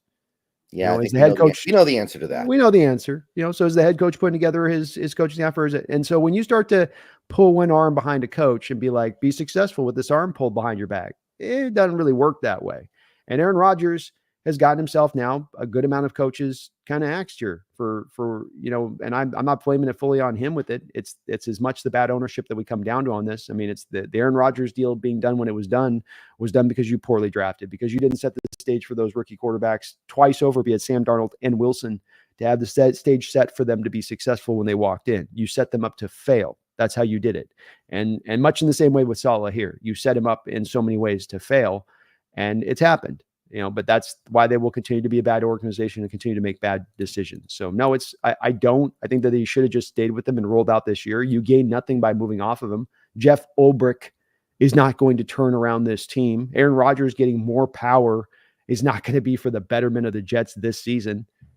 Yeah. It's emotional. It's a reactive move. And I don't think the Jets are going to be winning anytime soon. Yeah, I think Saleh is going to be a good coach. Like the Jets thing, it didn't work out, obviously, but it's very easy to see why. I think Saleh will land on his feet, and if he ever gets another chance to be a head coach, I think he'll have success. I'll put it to you that way. So I don't like it either. I understand that there's a lot of urgency because this is it. This is the year the Jets win, or it's probably over. Rodgers will retire, and then they're back on the carousel of trying to find a quarterback, which we know they're never going to get off of. Yeah. They're going to be trading for Patrick Mahomes when he's 58 years old, probably at this rate. And now they're going to throw us a first-round pick for Geno Smith. Yeah, that could happen too. Former Jet Geno Smith leads the league in passing yards. Former Jet Sam Darnold, 5-0. I mean, it's starting to look like we need to relegate the Jets to like college football or something, because there's something very wrong there. Can you imagine if Knicks goes down and then Zach Wilson takes over and then he starts lighting it up, and you have all three of them at the very same time out there doing damage in the league, and the Jets are looking at him like, yeah, people should learn something from that, right? People should learn something from that, but they probably won't. This is one of my things that get stuck in my craw, Brendan, because we have so many discussions about this in quarterback position, and the mentality is proliferated where people want to just say over and over again, just go get the QB, just go get the QB, just go get the QB. And you can find all of these models of organizations who take that very trek, and it fails spectacularly for them. And yet it doesn't change a lot of people's spot on it, because then what they'll tell you is they'll go, well, then just draft a quarterback every year. Just take one every year. It's like, what are we doing here? There's no intelligent application of when we're deciding or not deciding. It's just do it this way automatically constant, even though there's all these failures of teams doing that. From the Panthers with Bryce Young, and just go down through the list. And it's even, to me, it's like, you hear about the New England Patriots right now. New England Patriots are so smart about holding Drake May off and giving him a year to develop in there. But then you got the players out there bitching him, almost going to be a mutiny in the locker room, a mutiny in the locker room. Because the players can't be patient enough to understand what the plan is here from the organization. And if I was the head coach in that locker room, I'd put all those players in there and I'd say, you know what? You all need to shut the F up. I run this team and I'm here for what's to do for the long term of this team, what's best. And the best is not to put Drake May out there. I don't care what you guys think you're seeing at practice. You don't know better than me as a coach. And they're not going to do it. They're going to get forced to out there and play him. Yeah. And he's going to get beat up and he's going to get probably broken. And then the fans, then all those same players that are in the mutiny will be like, well, I didn't really unnamed sources in the locker room want Drake May. No, suddenly there's no more unnamed sources ready to make any notes. It's like, oh, where are you guys all at now when it goes to hell? So yeah, it's what I also call, Brendan, a market opportunity for us when we look at our quarterback position going forward, because that's what this is all about, is pushing it forward to how does this affect the Hawks and their outlook of it. And we've got to look at it smarter than simply go get that guy. It's got to, you got to expand your brain outside of that point, because it is the pathway to failure. It's like going to the dark side in Star Wars or something, fear leads to, fear of not having the quarterback leads to selecting the quarterback, and you'll get the bad quarterback because of it. It's like one always seems to lead to the other. Do it smartly, do it intelligently. Chiefs a couple years ago when they got Mahomes, did they do that out of desperation? Because you got to go draft a guy, Or they tactically said, this is the guy we want. We got this guy to back him up. We're going to sit him for a year. We'll move up in the draft to go get him, and you go get him. Now, I know it worked out spectacularly for him, but it's also a smart, beyond what Mahomes became, it was a smart decision on their part to jump in that way for a guy that they truly believed in. Yeah, and by the way, my understanding is that Drake May is starting this week, so they've already given in. And it's just like, shut up, players. Shut up.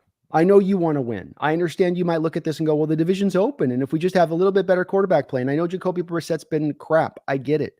But Drake May is not going to be ultimately better at the end of the day. And you're going to, it's about developing him. That's what we're doing here, right? It's not about winning today, right? It's about developing the rookie quarterback.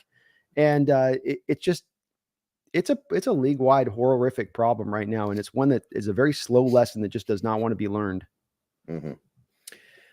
Speaking of the Chiefs, who you just mentioned a moment ago, Janeth Kumar, thank you for the $2. Geno on the Chiefs would be legendary tier QB play. I think you could make a pretty good argument that Geno's been better than Mahomes so far this year. Like, Mahomes has really not had a trademark Mahomes game yet.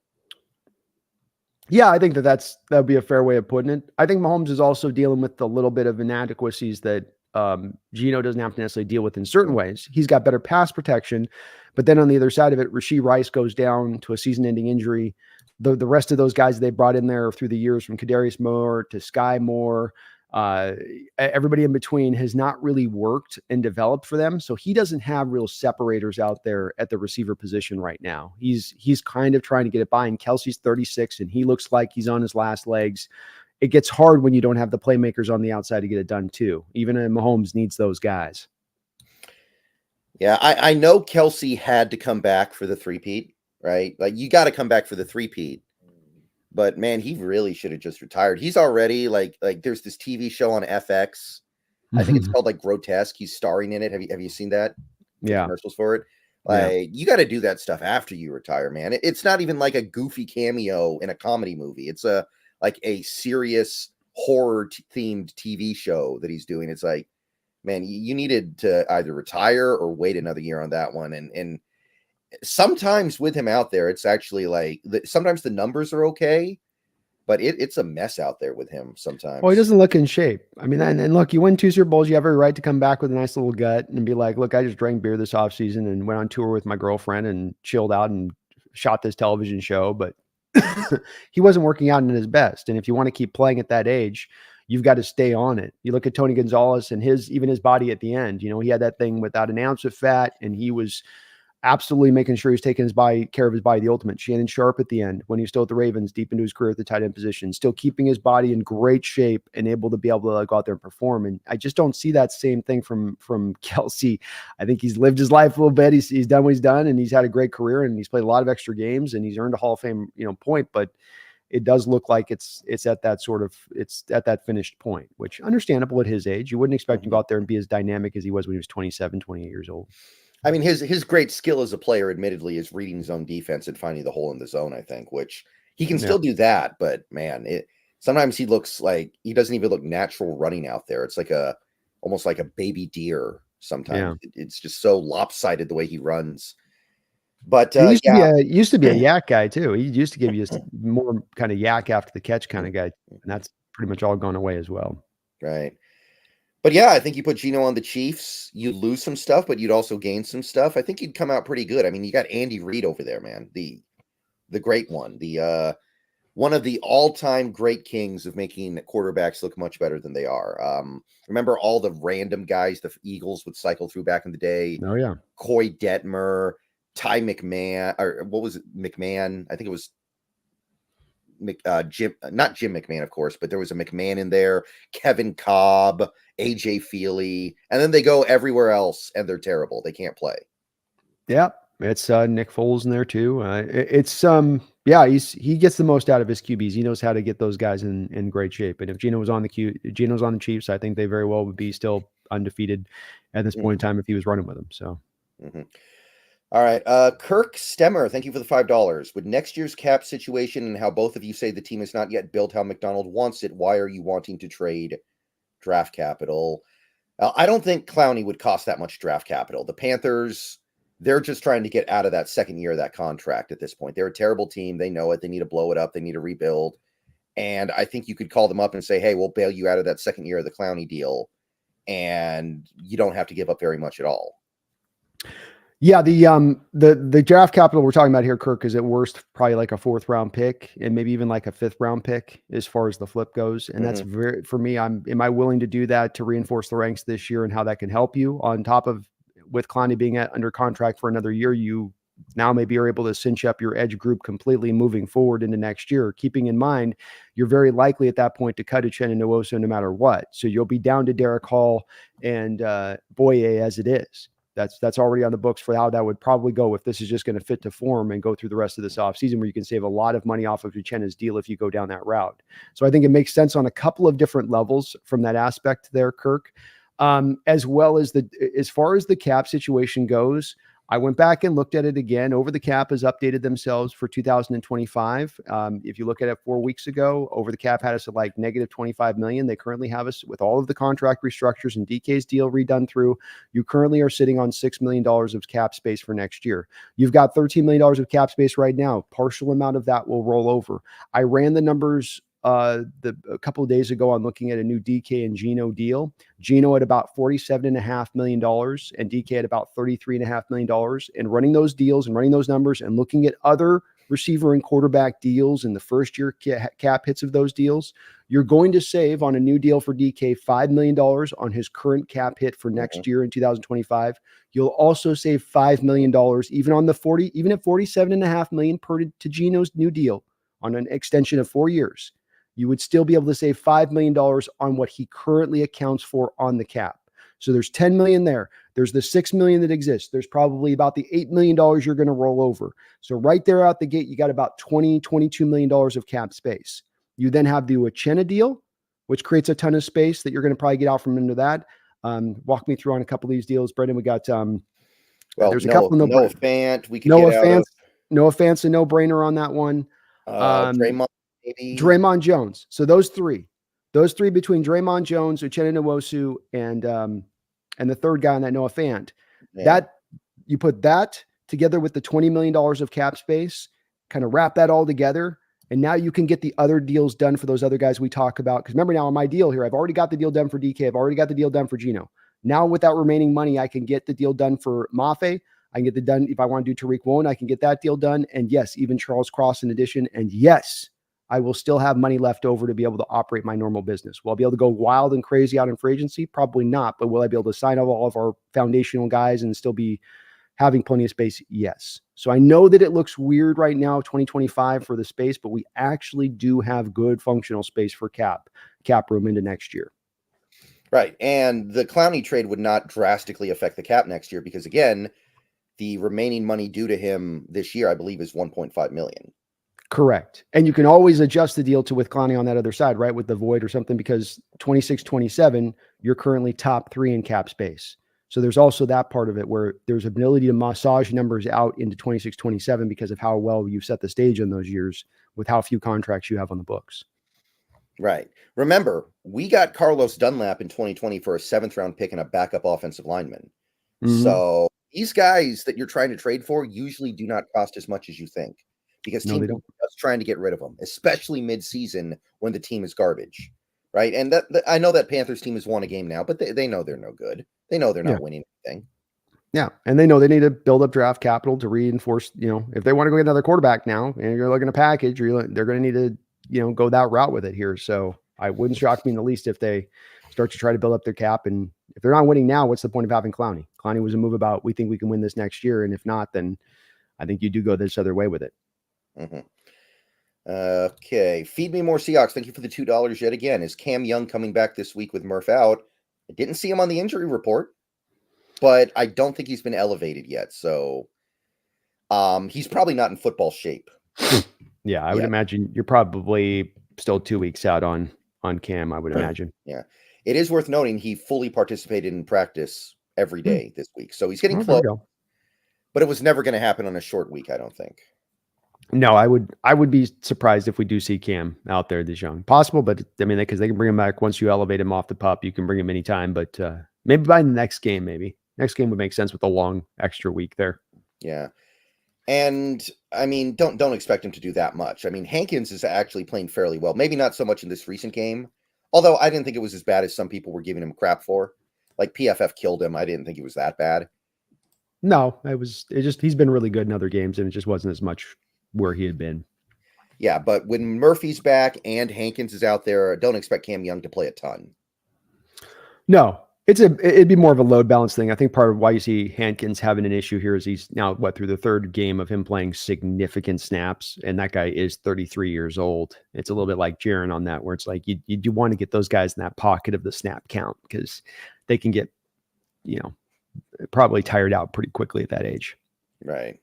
And, Murphy's on the other end of that, right? He's 21. He's probably not fit to play, 50 plus snaps a game.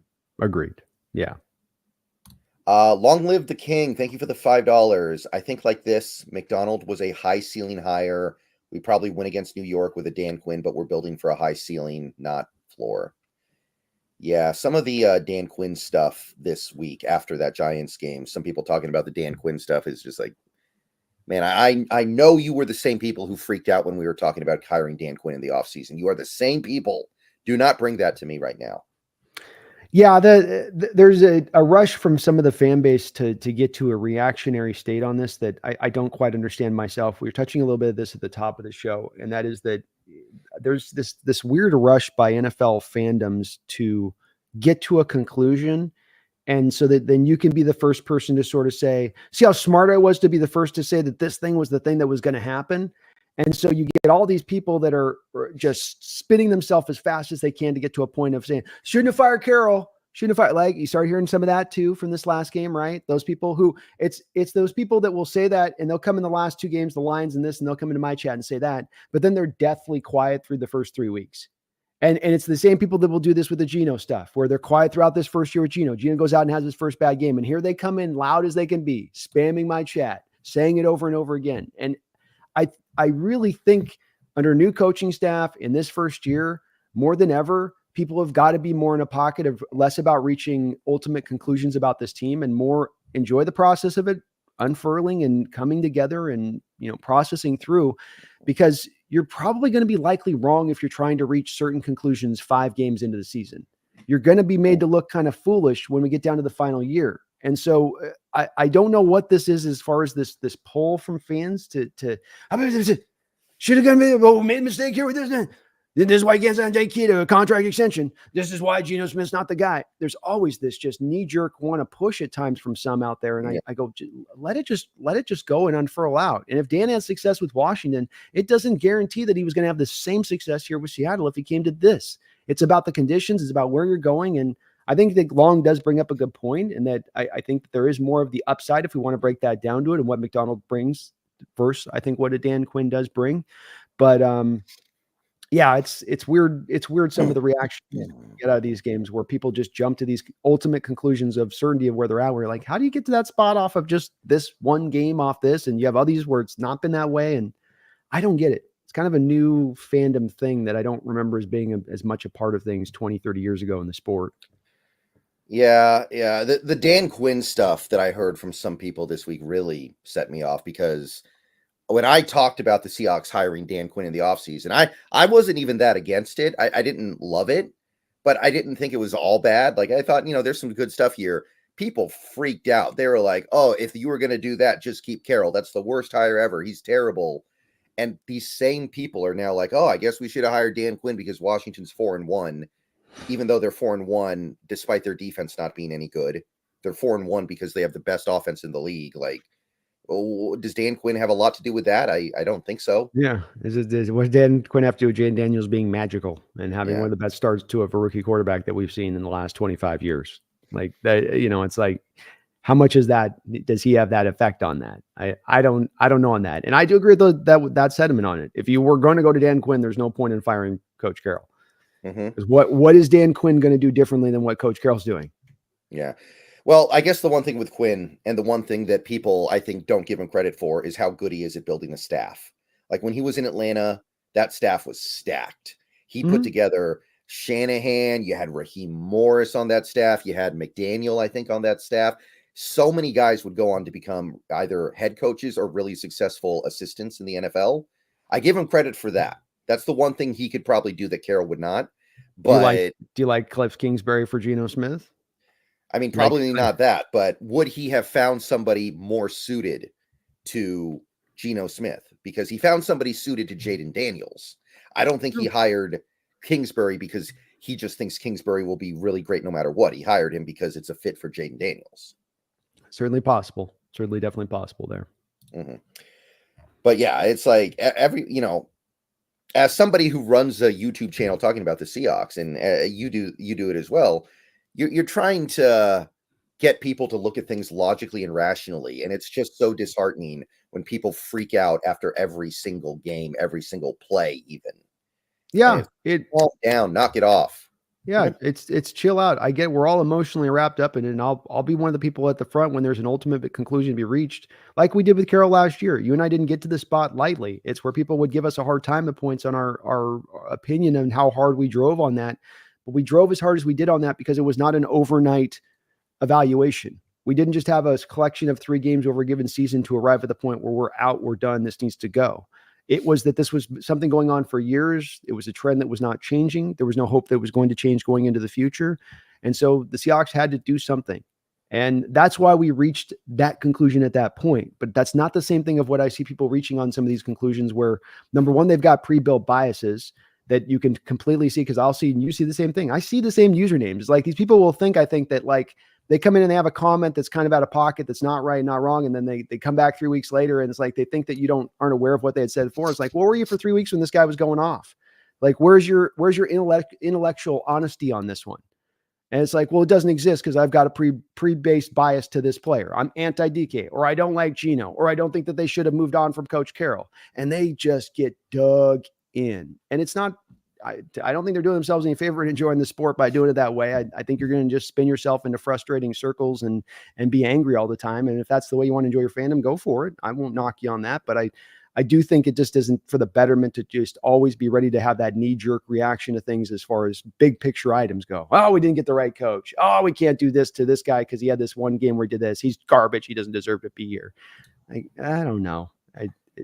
I don't think that's the pathway to a successful organization, is being constantly knee-jerk reaction like that. Yeah, I don't want to be like Cowboys fans, right? That's how Cowboys fans are. Exactly. No one wants to be like Cowboys fans. That's right. Got to be patient. Got to give it time. Feed me more. Thank you for the $2. Schemes take a while, aka Vikings, Broncos, Saints, and that is true. What I would say to that though would be, I didn't really feel like, I don't feel like you're even trying to implement the scheme. I didn't see attempting and failing to implement the scheme against the Giants. I saw us doing the same things we would have done under Carroll. Yeah, I agree with Brandon on this one. Feed me. I think your point's absolutely right. So I don't want to make it not seem that. But if you look at the Vikings last year with Flores, he didn't have the talent on that defense, yet he was willing to dial those blitzes up to try to make something happen. And they got beat at times by a lot of points. They had some offenses that were able to rip them apart, but they were also able to shut some really good offenses down, like the Niners, like Brock Purdy, by taking this approach. And so it's one, the Broncos did the same thing last year, in my opinion. And now they're getting the benefits of that on the other side of it. So back to Brendan's point on this is that I'd like to see more of getting back to the heart of what this scheme was supposed to be when we brought it in, less of the, well, the players are just not picking it up fast enough. Well, run it, give them, put mistakes up on tape that they can correct then on the off, during the week at that point. But don't run the same stuff we've been running, because that's not going to work either. That's no pathway to success on the other side of it. Yeah, the Broncos had to give up 70 points in a game to get to wwhere they are now, maybe. That's it. And I'm okay. Look, I don't want to see 70 points in the game, but if we're doing that, you and I can very cleanly see, is it a 4-man front you're showing and you're dropping back into heavy zone? Are you bringing stacked boxes? Are you trying to confuse quarterbacks, or are you making the game pretty easy on them? And I don't think any Seahawks fan can look at the way the Goff played or the Draymond Jones played the past couple of weeks. Two quarterbacks who at the forefront you want to make uncomfortable before you get to any individual specific thing tactically and how you want to attack them. You want to make them uncomfortable first and foremost. And we did not make either of those two quarterbacks uncomfortable, and especially by how we defensively called the game. And that part doesn't make any sense. You went down not swinging. You kind of went down on your knees. Yeah. Yeah, that's the part that bugs me here. But thank you, Feed Me More. Many donations from Feed Me More on this stream. Thank you, Feed Me. Appreciate you. Varman, thank you for the $1.99. I think what he's trying to say, I think he's basically trying to say he thinks Abe Lucas will get cut next year, which if he doesn't get out on the field at some point this year is probably the case. I think that's what he's trying to convey here. I'm not sure. Yeah, I'm not sure either on that one with it, Varman. It kind of all went together. I do think you're right. If he doesn't get on the field, Varman, Lucas is going to be, this will be the last year. There's no reason for the team to hold out a third season on that. And even if they did hold him at that point, you're certainly going to be going and looking at a de facto starter in front of him, legitimate one, draft or not. So, you're not relying on him in the least if he can't get out there this year. It is a bit make or break. Yeah, I mean, you already were kind of planning for this possibility this year when you signed George Fant. Now, unfortunately, that went sideways too. But I think there's an understanding here. And I'm kind of tired of getting the runaround on this, because months ago we were told, oh, he's going to be ready for training camp. And then he wasn't ready for training camp. Oh, he'll be ready for the preseason. Not ready for the preseason. Oh, he'll be ready for the regular season. And here we are now being told that he probably won't be ready until mid-season. It's like, come on, guys, knock it off. Yeah, there's really not a lot of reason to be this cloak and dagger about it. I don't understand why they can't just be upfront with what he is dealing, what's going on, and the fans can better understand it rather than rely on something that very well may be an empty option there for them. If it is some chronic issue that was like a Hail Mary surgery, which if he's not playing this year, that's what that was in retrospect. You could have just told us that and we've been fine. You try to sign George fans, you try to do something to reinforce it. I get it. So, but yeah, they have been a little bit, quiet with this one. Cutting Lucas doesn't save you a ton of money, though, so it's not like that's going to change anything. Yeah, and that's where, again, he might be on the roster because it's going to be relatively cheap, but then that's just where you don't rely on him. Like even this year, you relied on him kind of. You'd have to kind of go, okay, first round pick, a right tackle. It'd be kind of like how you'd have to do it a little bit, or a second round pick to a right tackle. Like it'd be that kind of, you got to actually put some significant resources back to this position now, rather than trotting out a George Fant or something out there to hope that can get that done. There are going to be some guys in this draft too, I think. They're right tackle prospects. I like some guys already, I'll tell you. And George is another guy that's going to be cut, by the way. That's another $5 million you save with him as well. Yeah, that's a good one. Remember, Lockett's retiring, probably. That was another deal we forgot on that, which is more savings on top of that as well. Yeah, and if he doesn't retire, he'll be released. There's no way he's back on that $30 million cap hit. No, I don't see it either. Feed Me More, thank you for the $2 again. I think Kellen Moore and Vic Fangio were lazy hires. Those are both Eagles, right? Yeah. Yeah. Yeah, I mean, I think Fangio's still fine. Kellen Moore, yeah, his star is in the dirt right now, but I don't mind the Fangio one. Kellen's definitely had a starter. diminish, going to the Chargers, getting nothing done there with Justin Herbert, really, and then going now to the Eagles and having a hard time. I will say with Kellen Moore, though, he is a guy that was renowned with the Cowboys when he was there of having the offense work really well, but the Cowboys just got tired of him not being willing to run the football. With the Eagles team, Jalen Hurts is not a high volume quarterback. So when you talk about pairing a Kellen Moore to Jalen Hurts, I don't think that that's a good pairing. What they should have brought in was more of a run-centric kind of guy around Hurts. But they keep trying to convince themselves, of course, that he can be that guy to sling it because they paid him that money. And when you pay the guy the money, you want him to be kind of carrying the load, right? I don't want to pay you $50 million a year to have you handing the ball off and run a read option and throwing, 9 routes. I need you to be able to make all the throws. So that's where the Eagles got themselves talking to Hurts being more than what he is. And that's not as much Moore's fault. I think Moore can still be a okay coordinator in this league, but he has to go to that, pass eccentric offense. If Moore was here, for instance, he'd probably be in hog heaven with Geno and stuff, because Geno be able to roll it all. But I'm on the other side of that with the Fangio. I'm not as sure of Fangio on this one, because that Eagles team defensively has not necessarily looked good. They've poured a lot of assets. And the thing with it too is he can't say, well, we don't have the talent. They put a lot of assets to that defensive side of the ball in the draft in many recent years. So to have them performing where they're performing, it doesn't speak to Fangio continuing to update his scheme. And something that stands out to me is while his coverage schemes with the cover 2 shells really at the forefront of a lot of this stuff, he didn't do as much stuff to me with the fronts. He didn't do as much kind of cool things up on the front 7th side as what he was doing on the back side when you look at it. And I think that that's being exposed a little bit. Yeah, I mean, obviously, he's not done a great job. I don't think the hire was bad, though. I think it was a decent hire at the time. Sure. It just isn't working great. And I think there is, the pendulum's always swinging, right? The things that worked previously aren't working now, It's constantly in a state of flux, man. It's never stagnant for a 7-year period. Dominant this year, you'll be dominant 5 years from now. You got to constantly develop with it and evolve your scheme with it. It wasn't that long ago Fangio defenses ruled the league, and maybe that's turning. Could very well be. I think the cover 2 shell side of it's still a part, and the flipping coverages side of it, it's like take what still works, but also now working extra stuff around the stuff that works. And with him, I think he was more about more often than not trusting those fronts, trusting especially the light boxes to stop the run at times. Not because you have the cover 2 shell, you're not bringing that safety down, so it's cover 2s. You're wanting the lighter box to stop the run. That gets harder if teams start to become more committed to running the ball, which they have become now as a counter to the cover 2 shells. So it is push and pull a little bit on that. Seth Kialoa, thank you for the $4.99. The play calling needs to be more balanced with pass and run calls, which will happen. Give it time. It's a process. Grubb took ownership post-game. Yes, he did. Very much so. More ownership than I've seen any Seahawks coach take in quite some time. And McDonald's done that as well, which I like with this coaching staff in general. I do like them taking that and less of making excuses. So it's good to see, and I think it's well said on your part, Seth. This all is going to take a little bit of time. That's that part of that patience that we got to build in here and give it that time. Take a deep breath, even on tough losses, and go, okay, there's going to be some of these tough days, but once we get to the end of this tunnel, there will be a light. Yeah, and, to be clear, at least in this modern NFL, I love passing the ball. I think a pass-first offense is the way to go. I think games are won and lost by the passing attack, so don't get it twisted. I like it, but you've gone too far when you've lost me, right? Like you're Ryan Grubb is Francis Ford Coppola, and he's directing Megalopolis right now. He's got to, somebody's got to get in there and pull him back a little bit. Yeah, you ended up with a 4-to-1 pass to run rate in this game, and I think through most of the game you were even more out of whack than that. I think it was like 5-6-1 through a lot of this game. Oh, yeah.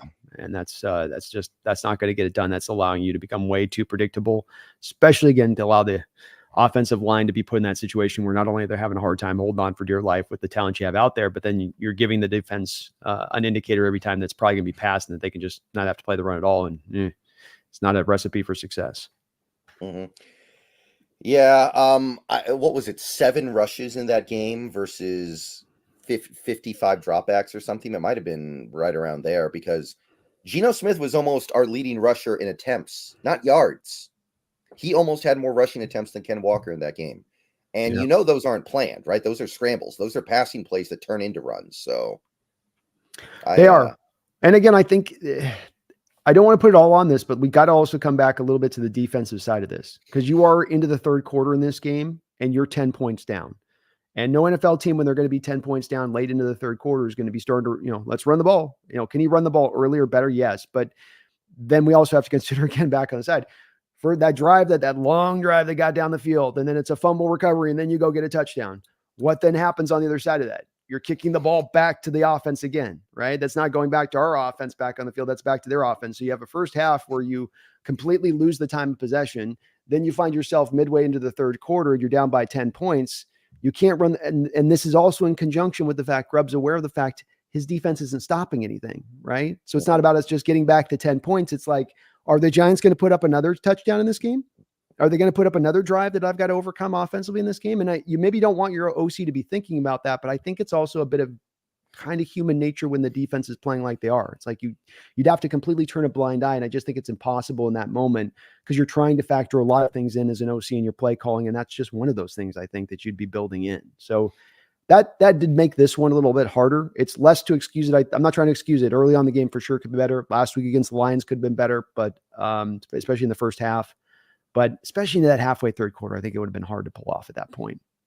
Yeah, I get the anxiety that causes that, right? I totally get it. I do. Like you get anxious, not because the score's not out of hand yet, but you're thinking like, oh, it will be. And I was kind of okay with it against the Lions because you knew that game was going to be about. You knew the Lions were going to hang 40 on you. Yeah. So I understand you got to go.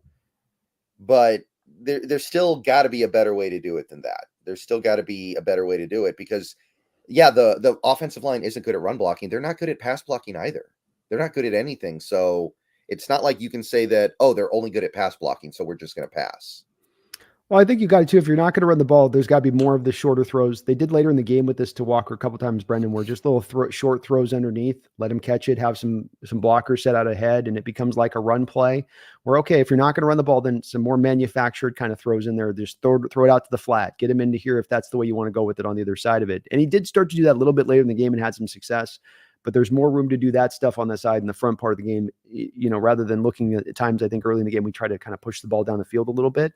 We get a little bit caught with trying to get, especially the 5-7 step drop stuff and a little bit more maybe of leaning into that other stuff early on too. Right. It's like that Andy Reid philosophy. Short passes to the running back are kind of an extension of the running game. It's like right. A long handoff. Right. And it's not the worst of ways to go with a guy like Walker that gets him the ball out in space to work with, gets him away from the defensive line, gets him away from the traffic and the clutter, gets him out in space to kind of wheel around a little bit out there. Mm-hmm. Long live the king. Thank you for the $5 again. Some hyper analyze a second round pick DK Metcalf with a microscope, but a first round pick like JSN gets overlooked. DK is a proven solid number one wide receiver. Yeah. And again, my thing with DK is I know the impact he has on every single passing play. He has a massive impact on every passing play, even when he doesn't get the ball thrown his way. So when he drops or when he fumbles, I don't like it, but I'm going to get over it because I'm like, the defense is terrified of him every time he's lined up on the field. Mm-hmm. And that impact, it's like Steph Curry can go 0 for 12 in a game from 3. It doesn't matter that much. The defense is still terrified of him. They're still playing everything differently because he's out there. Yeah. JSN, that's not the case. JSN has to produce to be worth being out there. Agreed.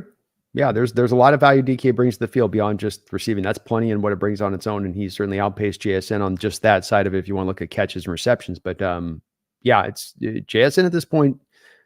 We need to see more from him.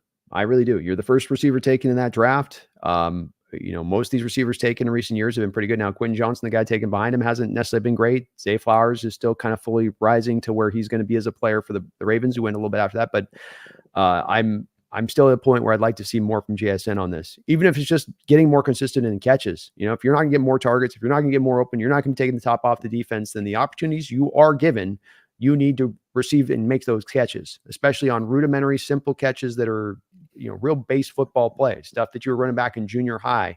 You got to catch that ball. Yeah. Yeah. So it's a different thing. And I know that you're also seeing the anti-DK sentiment come out. Like you see, we talk about the anti-Geno sentiment, the anti-McDonald sentiment. It's also happening a little bit with Metcalf because he's fumbled twice in a row. He's got some of these drops. And I kind of get it, but I think that you're really missing the big picture with a guy like DK. Like, again, I don't think the Warriors are thinking about trading Steph Curry after he goes 2 for 20 from three in a couple games, in 2 straight games or something like that. Like, they know his presence alone is worth it's priceless. Yeah, I get that there's the people that are out there with the DK and that, you know, they have their issues with him. The fumble last week was one where you can control that. You try to extend the play. You have the ball out there like a loaf of bread. He comes back this week. He's falling forward on the play. He's not extending the play. He has 2 hands on his ball. What the F do people want him to do? Yeah. Well, that's how you teach on a football field. You say, put both hands. It's not out like this. He's got both hands like this on the ball, and the guy makes a nice punch out at the play. Does it something he needs to be aware of? Yeah, but if he's got 2 hands on the ball and the ball gets punched out, I'm going to have a hard time being mad at the player at that point. You're fundamentally doing what you're taught to be doing on a football field to hold on to the ball. And I don't think as though he's had his share of fumbles.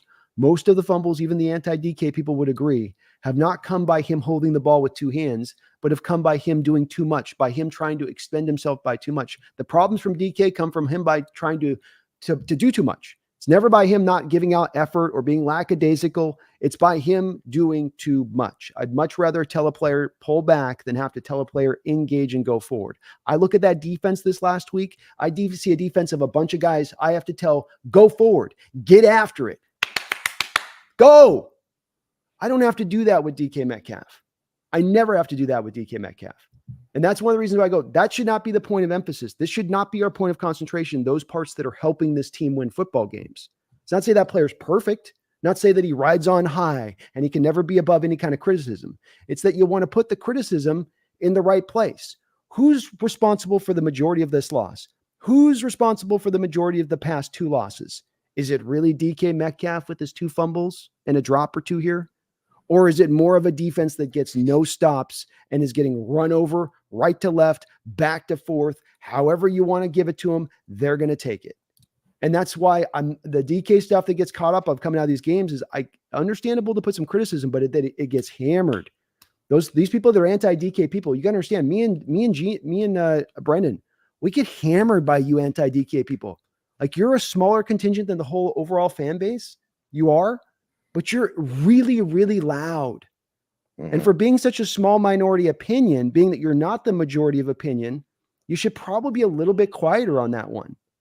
I don't think they will, but it's not one that I'm going to understand anytime soon, Brendan. I really won't. He's not a perfect player, but he's a guy helping you win football games, not lose football games. Yeah.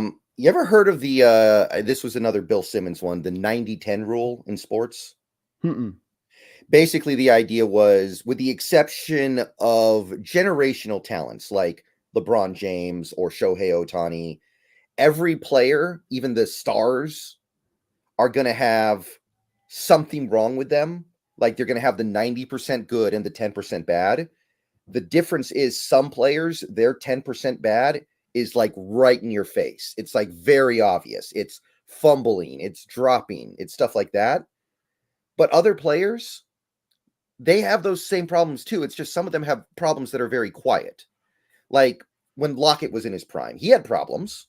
He had issues. He wasn't a perfect player, but you barely notice those problems. They're not the problems that get up and scream and yell and get in your face and you're like, oh, wow, that's a big problem right there.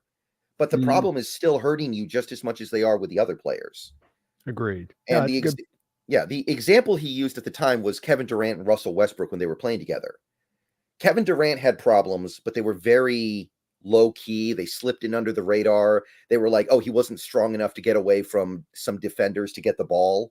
Like, you barely notice that stuff. But Westbrook, he had problems that were right in your face. Like, he would be suddenly shooting 35 times in a game. He would turn the ball over too much, stuff like that. So everyone was like, oh, Westbrook is terrible. Westbrook is awful. Durant is the greatest player ever.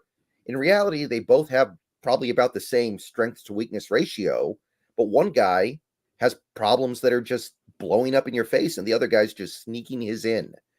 And I think that's the issue with Metcalf. His problems get right up in your face.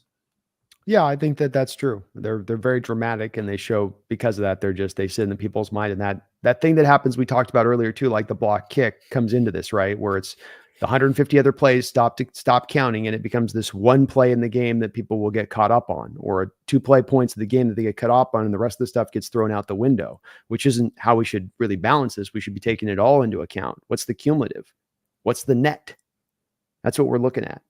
And he's a fantastic player. He's a game changer. He's a player that defenses have to account for every week. He blocks like mad. I'll take that guy on my team every day. You give me 53 DK Metcalfs, and I'll show you a team that can go and win a Lombardi. Yeah, and as they say, Sydney Sweeney has a mole. I still want to sleep with her, and so do you. So that's right. Come off it a little bit here. Let's see. Varman, thank you for the $4.99. I meant to say, do you think the team improves next year with cutting Nwosu, Draymond, etc., and Lucas? Also, do you think Seahawks would win?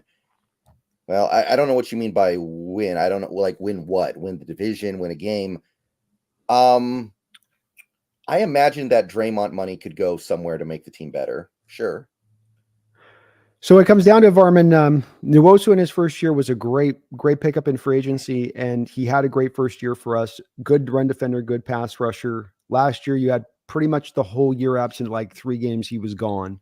He's been gone all of this year so far. Really, the impact he's brought the past 2 years has been null and void. So losing Nwosu at this point doesn't really take much away from the team, especially if you consider that there's not a high likelihood he's going to get more healthier here as we go forward, as he seems to be heading down a bit of the unfortunate Jamal Adams path here, where it's one thing after another a little bit. Draymond Jones has given you kind of a nothing burger as well. You've asked him to move to the outside. Everyone told me this offseason when I railed against that and said that the reason you signed this guy was for the inside. Everyone told me, no, he'll be dynamic on the edge. I got a lot of pushback on this one, Brendan. I said, that's not what you signed him here for. It's not what you signed him here for. Not been good off the edge. Not really a good, great a run defender as he should be as a big edge out there at times. You're paying him a ton of money. What is he really contributing to your wins and losses over the past 2 years consistently? Not a whole lot, in my opinion. And so when it comes to those 2 guys and losing them, really there's only a plus to be had on moving on the other side of that. That money to be used in other places to better build and bring players on that are going to help the team. Maybe they get as injured as those guys, but these guys don't have really that upside as we go forward to looking at how they substantially help this team when you consider these factors to me. Yeah, we'll see what happens with Nwosu.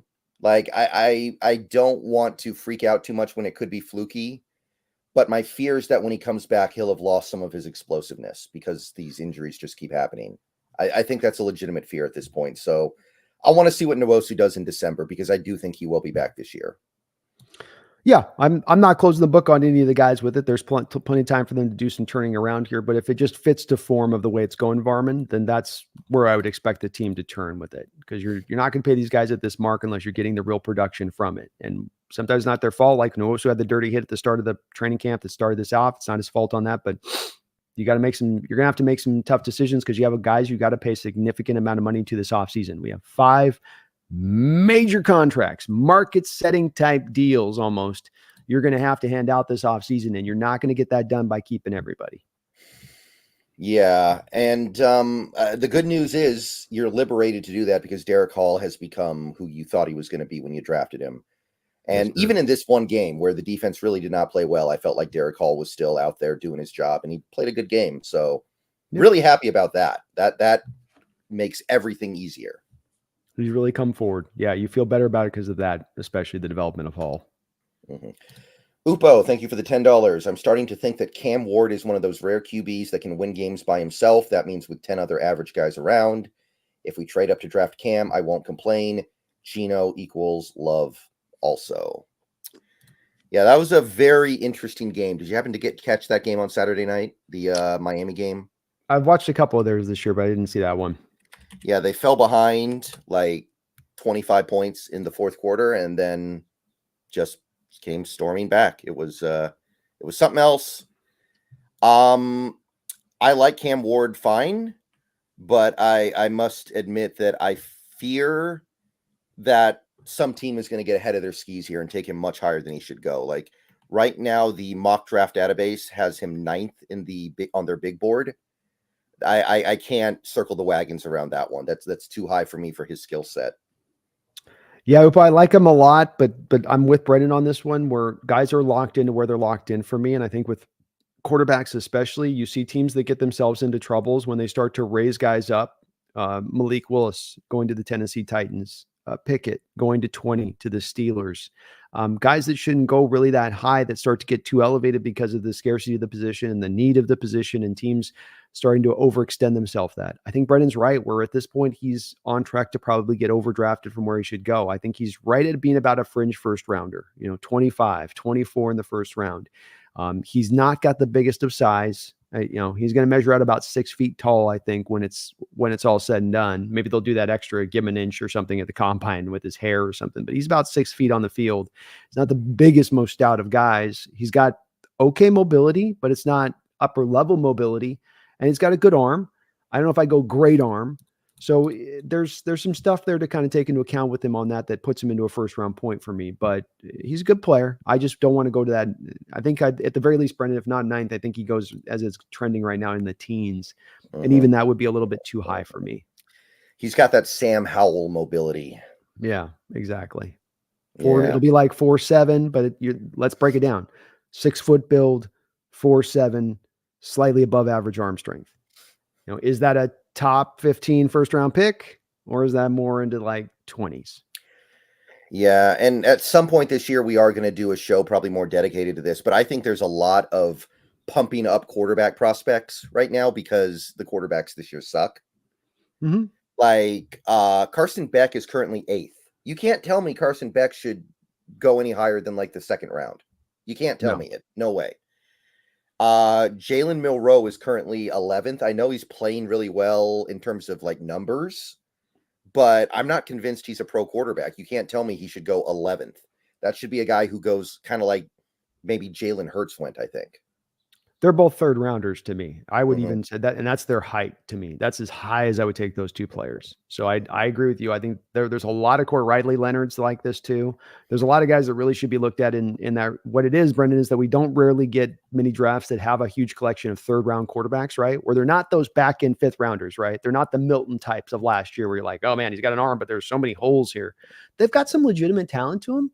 There's some stuff there, but it's not stuff to be elevated into that 2nd, 1st round. There's holes in that side of what they bring on the good side too. And you can't overlook either end of that. Yeah. Shadur is 7th, and we know that's not going to happen because of all the off the field flags. Like, and you can't tell me he's worthy of a top 10 pick with all the stuff that's going to come with it. Agreed. Yeah.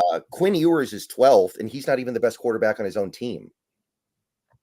That's another guy that's going to probably be overdrafted that you just go, good luck. I hope to God we're not the ones. I've been worrying that John's got a chubby for that guy for the last 2 years, and I'm freaked out about it because he is broken inherently in his decision making. Where over the course of the game, if you ask him to do those high level throws, he is going to have a couple of just awful, boneheaded, throw it right to the defender kind of throws. And another guy without even worse mobility than a Cam Ward or Sam Howell, and he's got an injury history on top of it. I wouldn't want to touch him with a 10-foot pole. Yeah. And we know that the NFL every year, it seems like they pick at least one QB to pump up before the draft that goes way higher than you thought. Like when I was a teenager, the best example was Jay Cutler. Out of nowhere, he gets boosted up into the 1st round when people weren't even thinking about him in the top 100 until a few months before the draft. Yeah. Ryan Tannehill, great example. Yeah.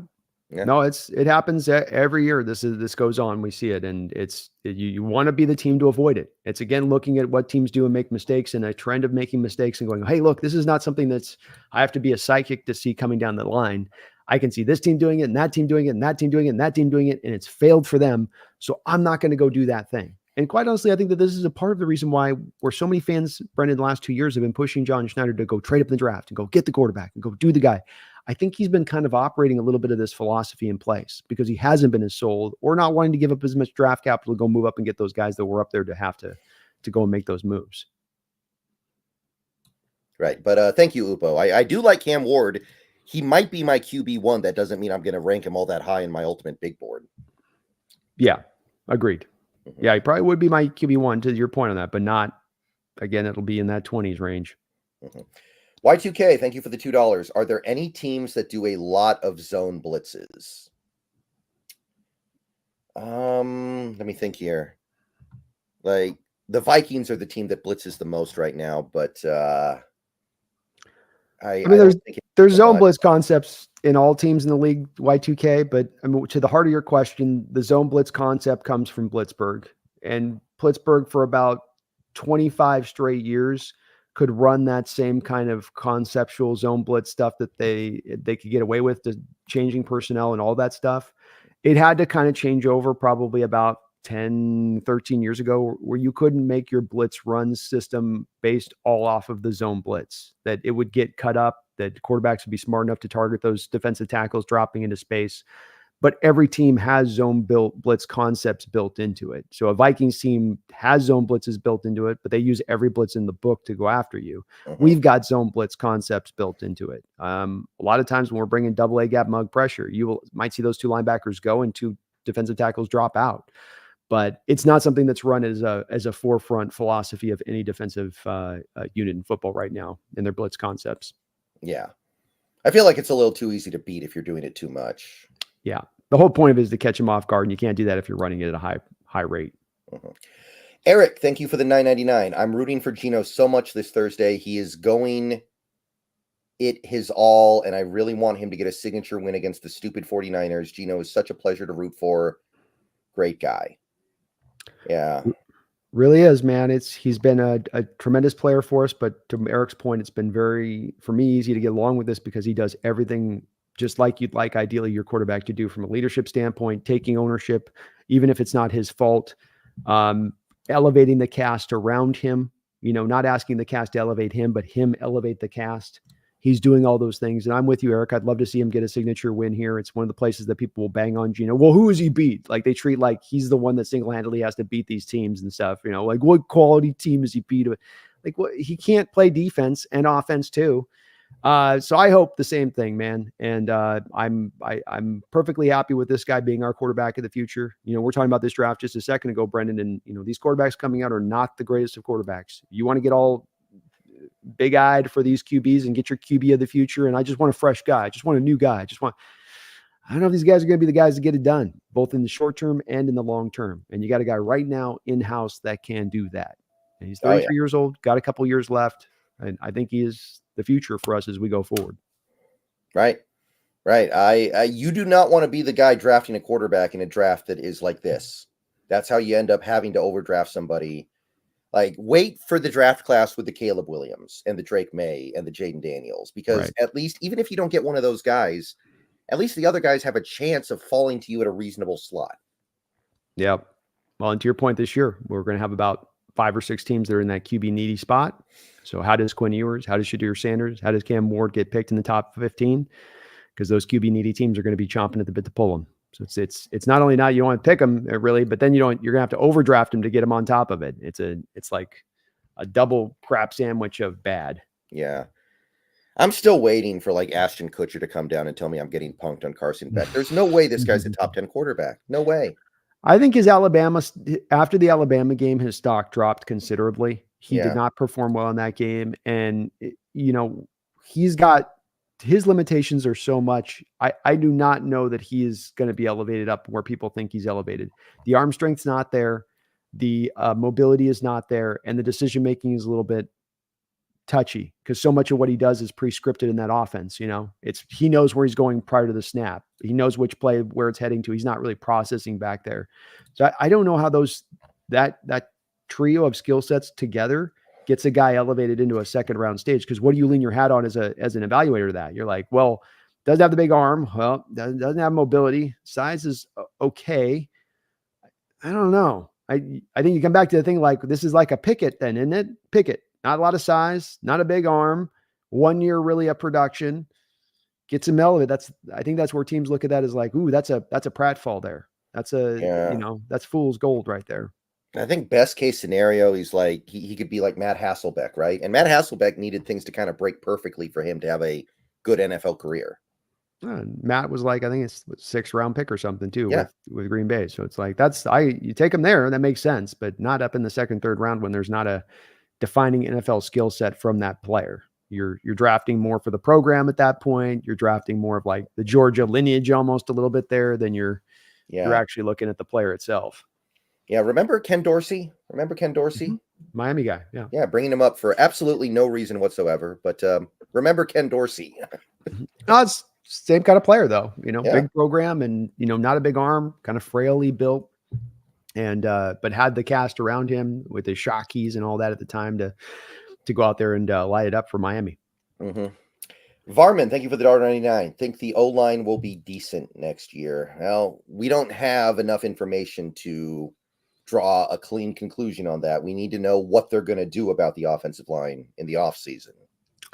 Right now, Varman, we've got 1/5 of our long-term offensive line that we know for sure is here and in place. Charles Cross is set, left tackle. He's elevated. He's gotten to the place we hoped he could be at. That's great. Unfortunately, the other 4/5 of your offensive line is a major question mark. Connor Williams is on a 1-year deal. Laken Tomlinson's on a 1-year deal. You don't yet know what you have in Haynes. You hope he could become the starter, and we'll learn that with time, but you don't know yet. You just don't. With the right tackle position, Lucas, is he going to come back or not? I think Fant's going to be released, especially if he doesn't play this year. So you're probably in a position where you may be very likely having to deal with at least 3/5 of your offensive linemen. You're going to have to address this off season. And does that mean it'll be decent next year? Honestly, I would say no. If I'm going to fit to what's been John's history over the last 10 years, it's that he's going to go out there and sign some value-based offensive lineman at $3 million. He'll try to maybe draft a guy again in the 3rd round and hope that will be enough to get it done. Yeah, and maybe this year it will be enough to get it done, but this would be a great year to look at it and say, hey, I think this is the year you could really spend that 1st-round pick on alignment. There are going to be some, I think, good value guys there. Like, this last year, you didn't do Fatanu because you didn't trust the medicals. And by the way, you probably got the decision right. I think we can say that now, right? 100%. 100%. Yeah. But I think there are going to be some guys in the late 1st round, like that 20s range or even the teens, that you could look at and go, yeah, that's my right tackle for the next 10 years if we hit here. So you've taken care of the defensive line. You can't draft over there anymore. You've done a good job at edge. You've done a great job at corner. You've got a quarterback. You've got receivers. This might be the year.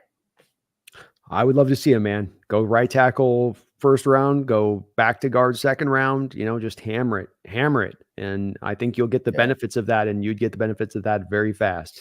These centers suck, though, man. These centers this year, I've been looking. Brailsford is the best one in Alabama, and he doesn't know how to snap the ball. Driving me crazy. Yeah. Well, it sometimes can be a lean group there on that side of it. So yeah, then maybe we can get free agency with that one. I don't know.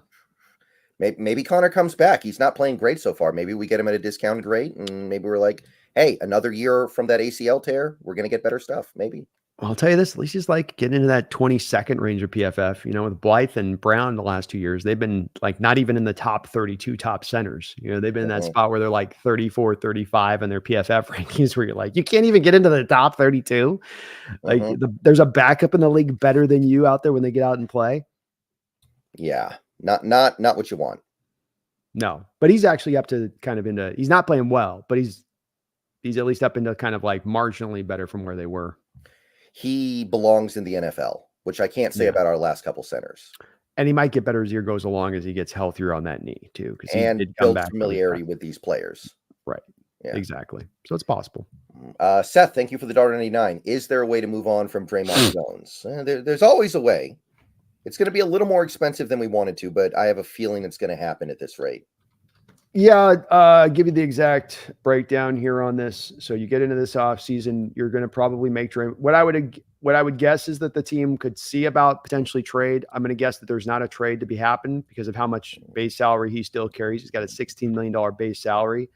But you can make him a post-June 1st designation, I believe, after this and save a little bit of money at that point.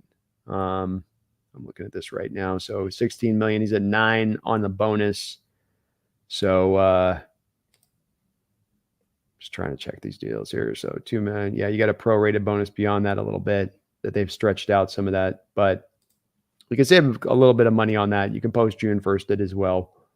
But I would expect that right after this year set that it's going to go on, if not a restructure at that point, because he's not giving them the bang for buck there. Yeah. I mean, the one thing that could happen, I guess, would be we get our edge players back at the end of the year and Draymond gets to start playing in the middle full time again as a tackle. and he starts playing really well, then maybe the door opens a little bit.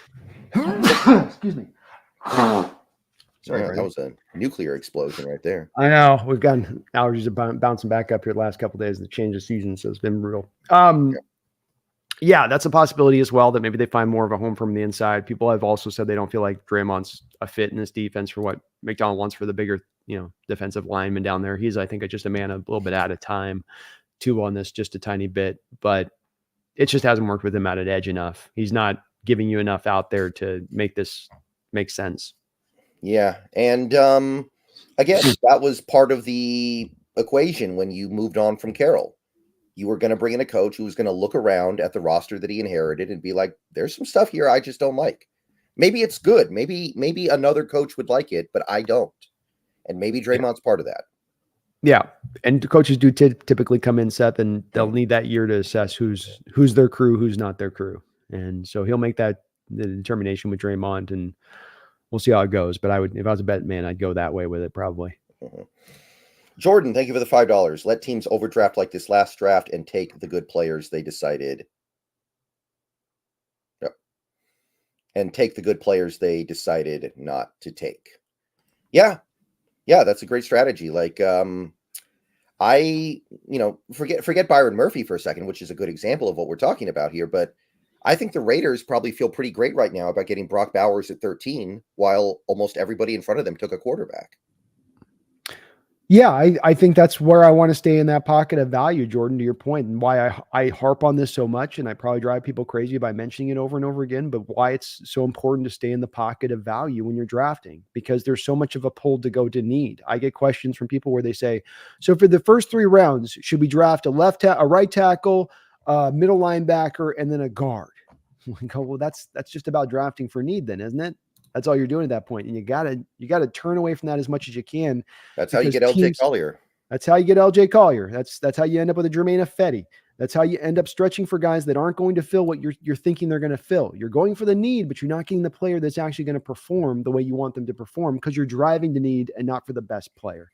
So the Hawks the last 3 years have had great drafts, and they've done it because they've stayed in that value-based model. And to Jordan's point on this, you've taken advantage of those other teams that are drafting to need, because we all like to think that these teams are super smart and that they apply a smart application here.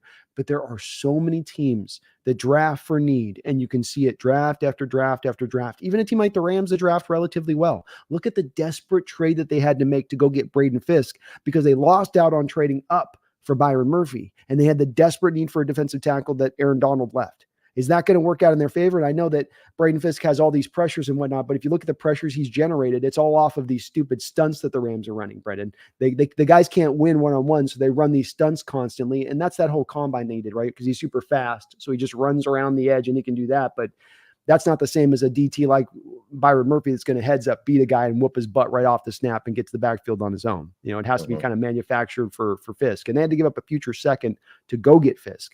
So take advantage of those teams that are going to make those kind of moves and take those kind of things, because you're going to get some really good players on the other side. You're going to be able to build a hell of a roster staying in that pocket. Yeah, absolutely. Like people, like, you're right. Every draft season, people are like, should we draft this position or that position? And it's like, I'm not really thinking about positions, right? Yeah. That's the pathway. It just takes you the pathway to need. It's really, and it's people don't, it pulls you to need, and it gets you thinking outside of who's just the purely best player. And we've done such a good job of staying out of this. And it's something that I think people, this is how you end up with Byron Murphy when you have Draymond Jones and Leonard Williams and paying them that money. That's what happens, but you got the best player. You get the best value of the pick.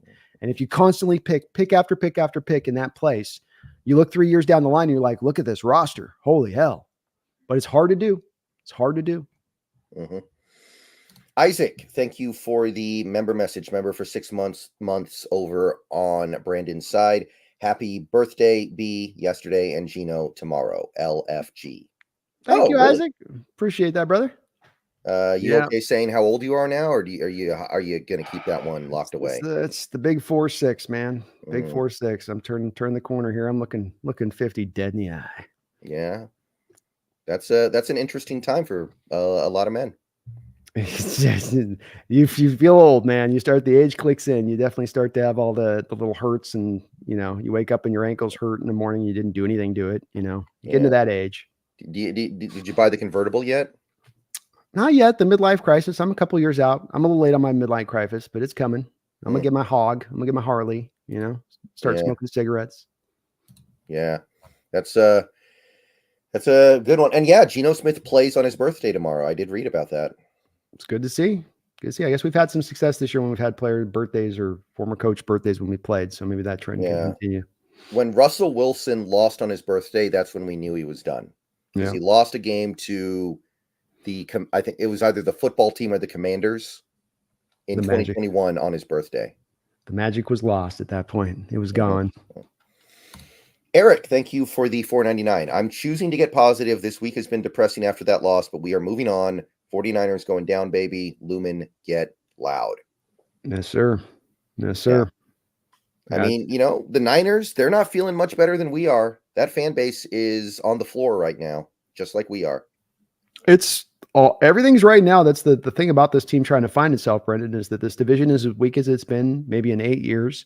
And that there is an opportunity for your Seahawks to wrestle control of this division and firmly take control of it. You could end this thing if you can find a way to lock this thing in just a little bit. Because to Brendan's point, the Niners have not been strong this year. They've looked weakened. You got the Rams at 1-4. Cardinals are still the Cardinals in where they look at all things being equal. They're not easy, but they're not ready to turn themselves into a place of really being a contender either. So it's right there for us to go grab. The schedule doesn't set up tough for us for the rest of the year. After we get through this this is really the toughest stretch for the 3 games at 11 nights, and then you're set. You have a bye week up at week 10, and everything kind of holds up pretty well. There's some tough opponents, but it's not brutal. Even that Jets game in New York down the line looks a little easier with Saleh out and them looking a little bit more in disarray. So it's right there for them to go grab, Eric. And one reason we can absolutely flush this last loss and just keep looking forward and just keep trying to drive forward is that you still have that chance right here. You're in first place. You have the chance with a win here. Especially if you find this next coming week, got a Cardinals team that loses, and the next week, you're really going to have a chance to take this by the stranglehold. So hopefully they understand that. Hopefully they can apply a little more sense of urgency this week than what we've seen the prior 2 weeks on that side of it, Eric. Yeah. Next, the Rams have their bye this week, right? Yeah, the bye. Yeah. Yeah. Okay. So they're probably already pretty sunk. I don't think they have the horses to come back from 1-4. That's such a daunting task for even a really good team. Every team right now, the Niners may be absent Hargrave and maybe McCaffrey. We'll see with him. Has everybody coming back? So Cup's due to come back in a couple weeks. Puka's going to come back a couple weeks after that. So what the Rams are just trying to do is stay close. And I mean, as it stands right now, they're 2 games out, 3 games out. As bad as the start is that they've had, they're still right there in this division. And so, especially if we lose this week, and then it's 3-3, and they've got the tiebreaker on the Niners, and they are then still kind of orbiting around on this division to be able to strike. So it does look to me a little bit like, Brendan, this is going to be the year where this division is not going to be a 12-win team is going to win the division. It could be a 10-win team that wins it, and that kind of leaves everybody in play at that point throughout the year. But you can stamp everybody out here early and quick if you don't mess about. If you don't, lose games that you should win, steal a couple games that might be on that line, you get out ahead of a couple games in front of these other teams, and you change the context of the season consistently. Because Brendan, you get a couple wins up here, Niners get a loss, Rams get another loss. Now they're not in go forward mode this year. Now Rams don't make that aggressive trade. Now the 49ers don't make that aggressive trade. Now you get them in certain ways kind of, laying over a little bit this season and how they look at it. Like, it just ain't clicking in this year for us. We're in too disarray. We've got to turn this around a little bit. So that's a big part of this as well, as kind of getting out ahead if you can do it. It may be harder to do. Maybe we're not ready to do it, but if they could, that's also another possibility of that playing out that on the other side of it. First, if they're in it, they make those aggressive trades, right? If the Rams are in it, maybe they make that aggro trade to get a receiver like Davante Adams or something, or on the other side. Ooh, Davante Adams. I didn't even think about that one. That's terrifying. That would be terrifying. And something where Stafford and Davante Adams, and then he gets Cooper Kupp back, and then here comes Puka back, and now suddenly that receiving core looks insanely different. But no reason to be pessimistic yet about the about the big picture this season. It's easy to be after that game, but it doesn't need to happen yet. No. Just gotta stay and let the process play out, and trust in that we've got the right hire in McDonald. That this thing will be good in the long term. It'd be great if it could happen in the short term, but it's about that long term outlook here. Holiest Hand Grenade, thank you for the member message over on Brandon's side for 15 months. False start of Fetty still gives me nightmares. Yeah, Fetty was a guy Tom Cable special. Tom Cable at the end of his coaching career as an offensive line coach and had a great offensive line career and definitely understood how to coach offensive linemen. But once they took cut blocks out of the game and sort of removed out some of his tricks that I think he'd have as a lineman apply, you started to see him exposed as being a little bit limited as a teacher at times in these offensive linemen. And part of the reason that we had issues here with our offensive line through the years was that. And Ifedi is a guy you drafted who should have been right from the jump, moved to guard.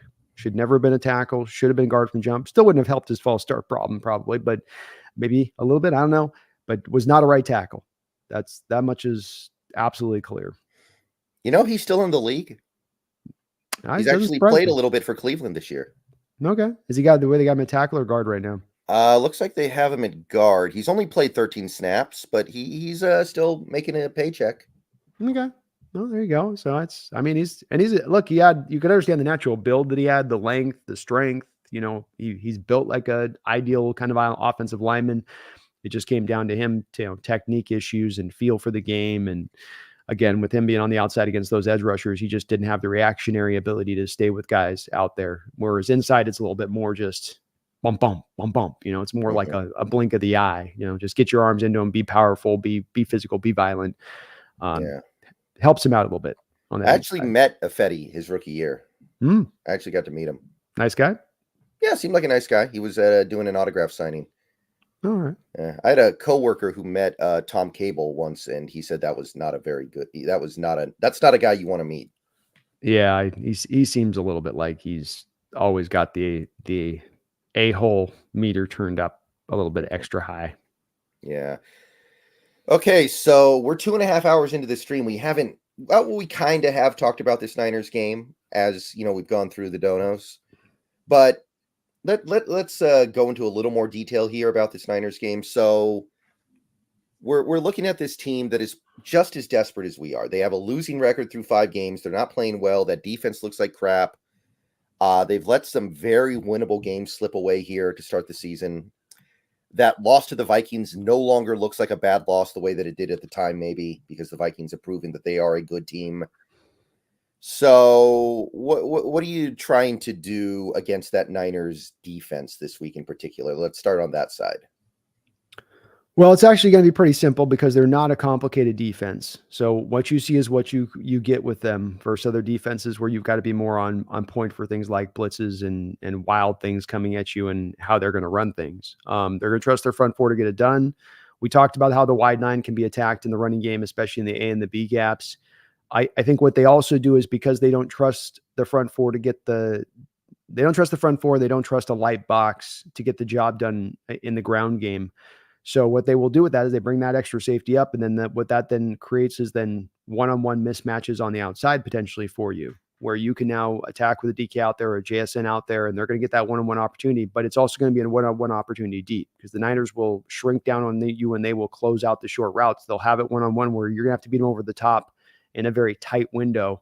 And so can you find some consistency running up in between that A and B gap? And then can you find those throws on the outside where when you look at the Seahawks against the Niners over the past couple of years in these losses we've had, we have not been able to complete the ball down the field on those throws. It's been missing time and time again. There was a trick play a couple of years ago where we almost completed it, but there was a penalty on the play.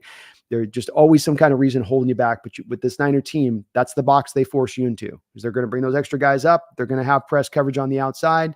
Can you get it beat up over the top? I'd also do a lot of DK in the slot in this game because Chadarius Ward's a guy that has followed DK consistently when they've played in recent years, and he's an outside corner. And you saw with Carlton Davis a couple weeks ago what happens when you take the outside corner and you move him into the slot and how uncomfortable you can make him in there. I would do the same thing to Chadarius Ward. I take him out into deep waters and see if he can swim out there with DK on that side of it. And I like that matchup a little bit better there. But it does come down, I think, a bit to that, where they will press the numbers up to make sure that you're not going to hit their light box. But then that does mean now you got to beat them up on the outside with one-on-ones. And they've got good corners out there to make it still, kind of cinch you up like we've seen in the past. So it really kind of comes down more simply in this game to me on how to attack that defense, but it's as much by the nature of how the defense is built. Yeah, so it should be about execution this week, you would hope, right? The game plan should be pretty simple to dial up. You should have a good understanding of what you need to do to win this game. You just have to actually execute on it. So I can dig that. I think that's probably good. I think that the defenses that have really kind of gotten to the Seahawks a little bit this year have been the defenses that blitz a little bit more. That was something that we were talking about earlier this season. Mhm. So you're going to have to come up with an answer to that, especially if you think the Niners are going to be trying to send that kind of stuff because they don't trust their front four anymore. But how are you? How do you deal with Bosa in this game? Because he's going up against the guy who I think he currently leads the league in pressures allowed so far this year. Well, Bosa stays to the blind side mainly. So Mm, they don't move. He's going cross. He'll be there 90% of the game on that side. So maybe they're a little bit they move him over against Stone. You still have to commit, I think, to giving Stone help. Leonard Floyd on the other side is a very functional pass rusher on the other side, and is enough of a problem for Stone Forsythe that there's going to have to be some help and some chips in there. On that side of it. This is obviously where throws to the flat, quick throws in space, getting the ball out of the hands of Geno, especially early on to get him in rhythm is something I'd love to see, but you've got to put it at the forefront of this as well. I know I want to hit it deep, but you have to be tactical. And when you hit deep, because you're not always going to have the pass protection holding up to get the deep plays to develop, to open up for it. So mhm. there's got to be a balance on that. And you don't just attack one size fits all. Hitting the deep ball, I think, is going to be a determinant on this game of winning or not, Brendan. If you have 3 or 4 deep shots in this game and you don't complete one, you probably lose this game. But you also are going to need to hit those quick underneath routes, those quick throws out of the flat, help slow down some of that pass rush. The screen game, Grubb's got to slow down the pass rush with the screen game a little bit as well. So you got to kind of apply a couple different points on that to slow it down more than just chip and dedicate the 2-man support. And I'd trust Cross one-on-one with Bosa at this point. I'd see how far I can get, give him a little bit of help, but not dedicated support as well, especially as I have to dedicate to help out with Leonard Floyd on the other side. Mm-hmm. And fortunately, you probably won't have to help that much on the interior. They don't really have that kind of a penetrator. Well, what I would do is I would do this. Wherever Malik Collins is at, I would try to skew some of my double teams too if I'm not getting any blitz looks. So, if he's going to be over on Lincoln, even if I want to typically slide my center to my right guard, I'm going to slide over a little bit more to Lincoln because that's where Collins is kind of the one guy on the inside for them to me that's really dangerous in being able to be a problem inside, like some guys have been against our interior line in there. So I would put a little bit more, not all the time 24/7, but I would skew it a little bit more to his side if he's going to attack Lincoln off of left guard over there off the 3 tech and roll it that way. Other than that, though, no. Okay. So pretty simple understanding of things on offense, but I think this should be. I pretty much agree with everything you said. You get what you get what you see with that defense. So should be able to cook something up. Other side of the ball, the Niners actually playing quite well on that side of the ball so far this year. No McCaffrey. I'm not going to say that they've completely replaced McCaffrey, but they've done a better job replacing him than most teams would do. So, what do you want to see from the defense this week with no Woolen? Although, real quick, let me just say this. McDonald has said that he's confident Mafe and Hall will be ready to play, despite them being questionable. Well, Purdy's come forward as a player. Watching these games this year, he's playing the position pretty well. He's having a bit of a tendency where I think what's happened with him this year as an adjustment from defenses is the defenses are applying a little bit of the prior model of the Vikings and the Ravens of last year, Brendan, which is that we're going to fluctuate a lot of stuff post snap on him and squeeze down on a lot of the shorter routes. And now what that's caused Purdy to do at times is not as much trust his pre-snap reads like he was before. Because before, in prior years, hits the back foot, ball's out of his hands. He always seems to have the Shanahan plan of where to go with the ball. But this year, because of, I think, he's not able to trust as much what he's seeing pre to post snap, it's causing him to hold the ball a little bit longer, which is now bringing him in, which is taking him into sometimes some sacks and some pressures at times. Now, he's also able to do some improvisation stuff and able to extend plays and cause some big plays as well on the other side of it. It's like that Russell Wilson thing, that you get with that when you have a quarterback that holds the ball long, is that there's some good and there's some bad that you get on that side of it. But he's overall playing really well considering there's no McCaffrey. He's been out with times without Debo, without Kittle. The offensive line's blocking well. They're getting great play out of Pooney. Their 3rd round pick that they took this year has been a top 16 guard in this league for them.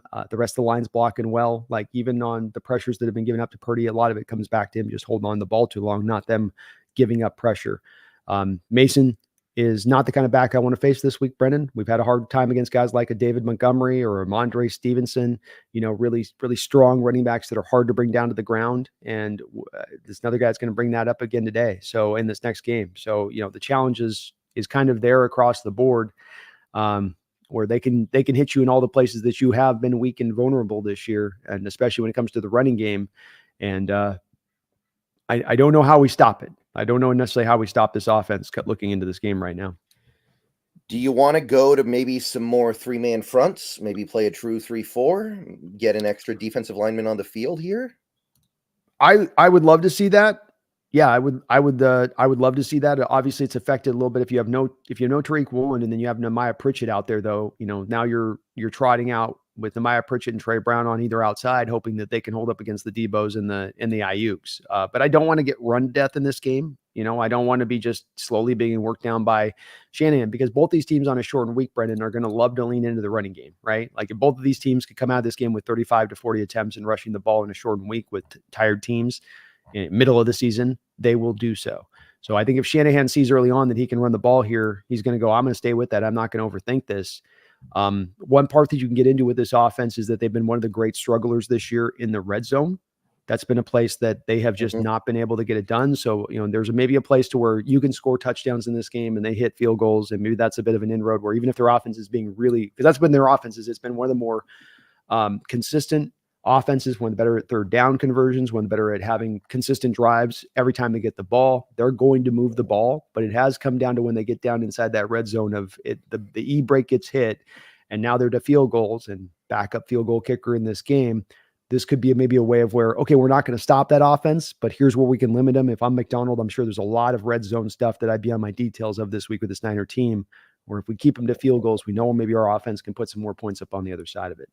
Yeah, and I mean, hey, McDonald had great success last time he played the Shanahan offense, right? So he did indeed, man. He did it at the forefront here, which is just Brock could not trust what he saw.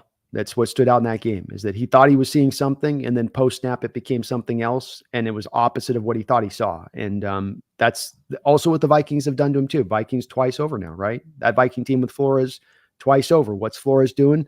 You're getting different fronts constantly. Like after that game, Brock went to Flores and was like, man, you're tough. It's like, that's what you got to do with them. Stack boxes, press coverages, fluctuating the coverages all over the place.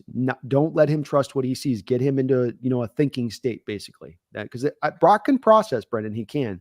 But if you can get him into the confusion and you take the process away, now he starts scrambling, now he starts holding onto the ball, and now maybe you can get him into a little bit more of a perilous point and get some kind of cheap sacks a little bit at that point if you're not creating the quick pressure. Now, obviously, Woolen's not playing in this game. We know that. He's already been listed as out, not even doubtful. He's out. Last couple times that Woolen has played against the Niners, though, he's actually ended up on the bench because Shanahan kind of put a spotlight on his inability to tackle and hammered that to the point where Carroll actually just had to pull Woolen out of the game because it was untenable. So do you think with Woolen out of the game, even though it obviously hurts the team, does that take something away from what the Niners might have been planning to do? It doesn't, because I'm not sure that Nehemiah Pritchett's any better as a tackler than Woolen. That's right. So it's going to be a thing where maybe he challenges that a little bit. Even not that I'm down on Witherspoon, big picture, but he hasn't been the greatest tackler either. So I wonder if they try to put our corners in that situation a lot in this game. Trey Brown too.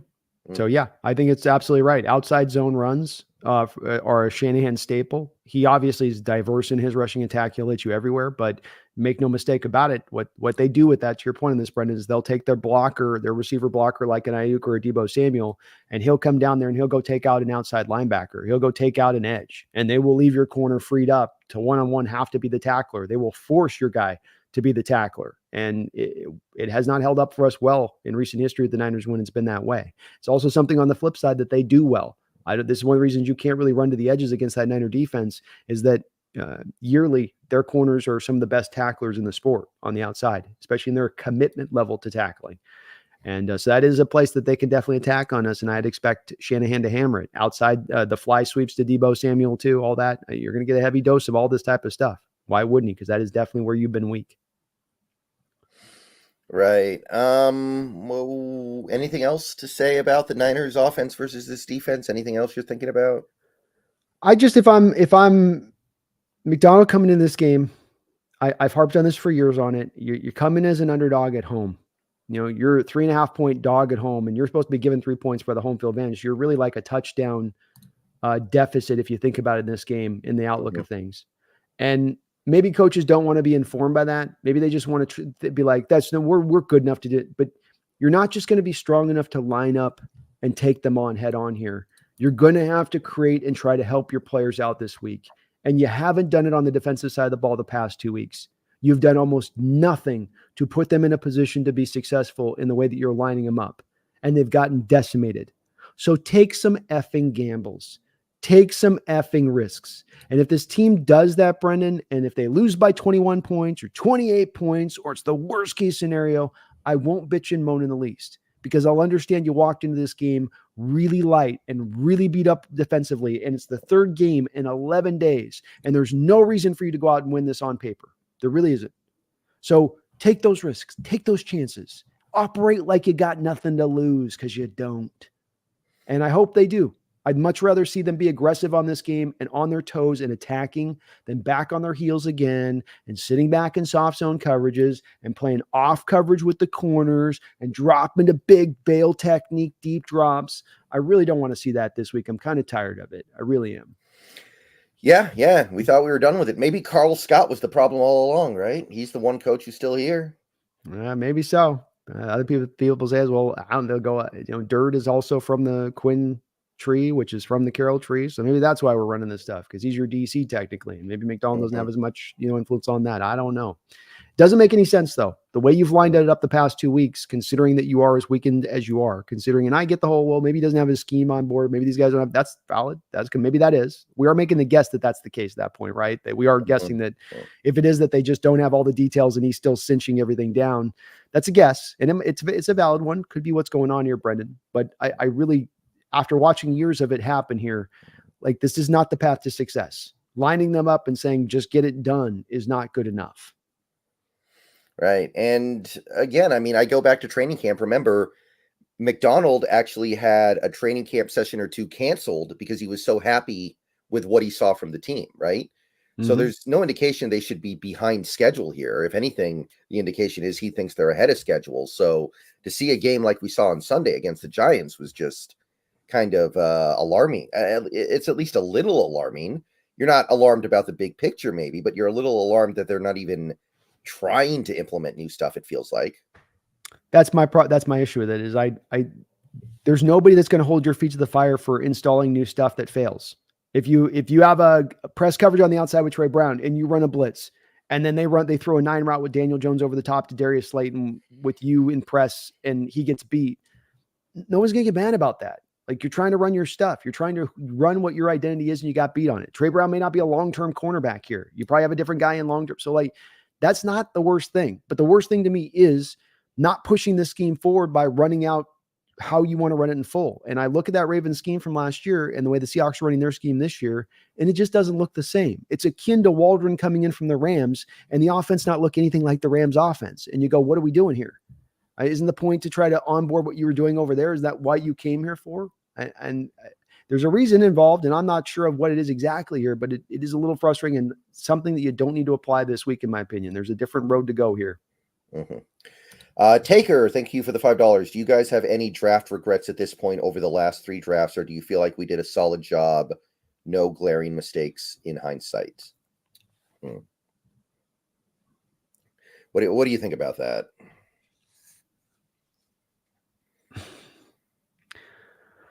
I think that you could look at the Zach Charbonnet pick and have some question marks on that one.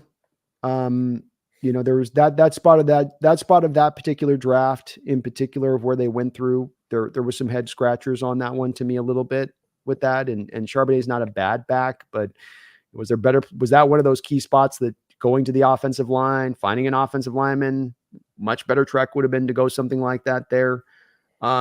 I'm ultimately love the last 3 drafts, Taker, because the philosophy has been right that they've applied, and they've applied it, I think, at a pretty fundamental level, being that every pick is basically in that value-based role. What's the most valuable player on the board? Who's the highest guy we have on the board? Even in Charbonnet's case, I don't love the pick, but I get the pick where they looked at it and they said, this is the guy, highest, most talented guy we have on our board when we're picking here. And as long as the team's operating in that spot, even if I don't agree or disagree on a particular pick, the philosophy's right. And if the philosophy is being applied here and applied on a yearly basis, you will put together a great team. I trust in that process, even if not sometimes individual picks on it. But overall, love what they've done the past 3 drafts because they've operated from that philosophy, Taker. Yeah, I think you can always Monday morning quarterback a draft. No team is going to hit every pick perfectly. And, that's not what I'm looking for the team to do. I'm just looking for them to make good decisions. And I feel like for the most part, they have. Like even the Charbonnet thing, like he's a good player. Maybe he's not exactly what you needed. Maybe he isn't as valuable to you as another player would have been in that slot. But you're stacking good players on top of good players on top of good players. Yeah. So if I have regrets about any one particular pick, I'm sure that I could spend some time talking about them, but I don't feel like I need to because I think the picks we've made have been good. Yep. Even like this most recent draft, like Tyrese Knight, I didn't know what to think of that pick. AJ Barner, I didn't know what to think of that pick. So far, so good on both guys, I think. Yeah. I just, again, I think they're operating for the value. For me, it's in more than individual. It's about that philosophy because where we went wrong for the 5 years prior to the last 3 years is that we operated solely within need. And Schneider said it 15,000 times over. Why did you get things wrong? Why was this way? Why was that John this way? Why was this that way? And how you drafted John? Why did you guys do that? We got a little stuck in drafting for need. We got a little bit too obsessed with drafting for need. And okay, get out of that pocket. Yeah, it sometimes is just that simple. It sometimes is just that straightforward. And I think that is the case here on this. God's Gang, thank you for the $2. How much of it does come down to injuries, I wonder? It's always a factor, but part of getting McDonald and getting this new scheme was the idea that the players wouldn't matter as much because the scheme is what's making opposing offenses so confused. So I can only go so far with that. Yeah, I mean, they didn't have a defensive player of the year guy really outside of maybe Kyle Hamilton. You could look at on that Ravens defense. It was the assembly of the parts that got it done, but it was also how he schemed them up and how he called the games. And if God's Gang, if they were losing in the manner by which they were setting the stage with their fronts and how they were running coverages and how much they were trying to confuse quarterbacks in the same manner by which the Ravens were doing last year, then I'd be much more happier to chalk it up to injuries to saying that that's why they've fallen short here. But that you're running your schemes and your fronts akin to how you ran it last year, and then you have the injuries in addition to that, well, it gets harder to necessarily just pare it down to just the injuries because you're doing more of what you did last year, which we know doesn't fundamentally work at a schematic level. That's the whole reason you move off of Carroll in the first place, is that this thing ain't working like this. Running it like that is failing time and time again, like it has the past 2 weeks. So it'd be easier to put the spotlight on that God's Gang if it was I could remove that first part of the factor too as well.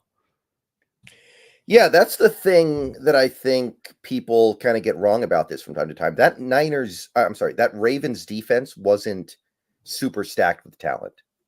They had good players, but they weren't like loaded with 8 all-pros or anything like that. McDonald was doing stuff that made it work with good but not great talent. So that's what I want to see here because I don't think we have super elite talent. I don't think we have 8 all-pros here. You're going to have to go above and beyond to get elite results out of this group. Yep. Agreed. Mm-hmm. War Chief, thank you for the $2. No predictions, no talk. Beat those Niners. Let's go. Well, we are going to have to do a prediction here. So this one's tough, but I got to put you on the spot. And don't worry, I'm going to put me on the spot after it. What do you think about tomorrow night? I think that we don't have any answers right now defensively for what I'm seeing from this team. And as good as they played in those first 3 games, I do feel like you got to have Bo Nix as a rookie quarterback in his first start on the road and against one of the tougher environments in the league. And Jacoby Brissett's about to lose his job. And you got to benefit from having Skylar Thompson as a non-functional quarterback in that other game. I think that Purdy and the Niners are well more situated to be able to take us out. I think that they score on us a good amount in this game. I think our offense is able to make its share of noise, but I think it comes down to a touchdown difference, 30-23, 49ers. That is about where I am.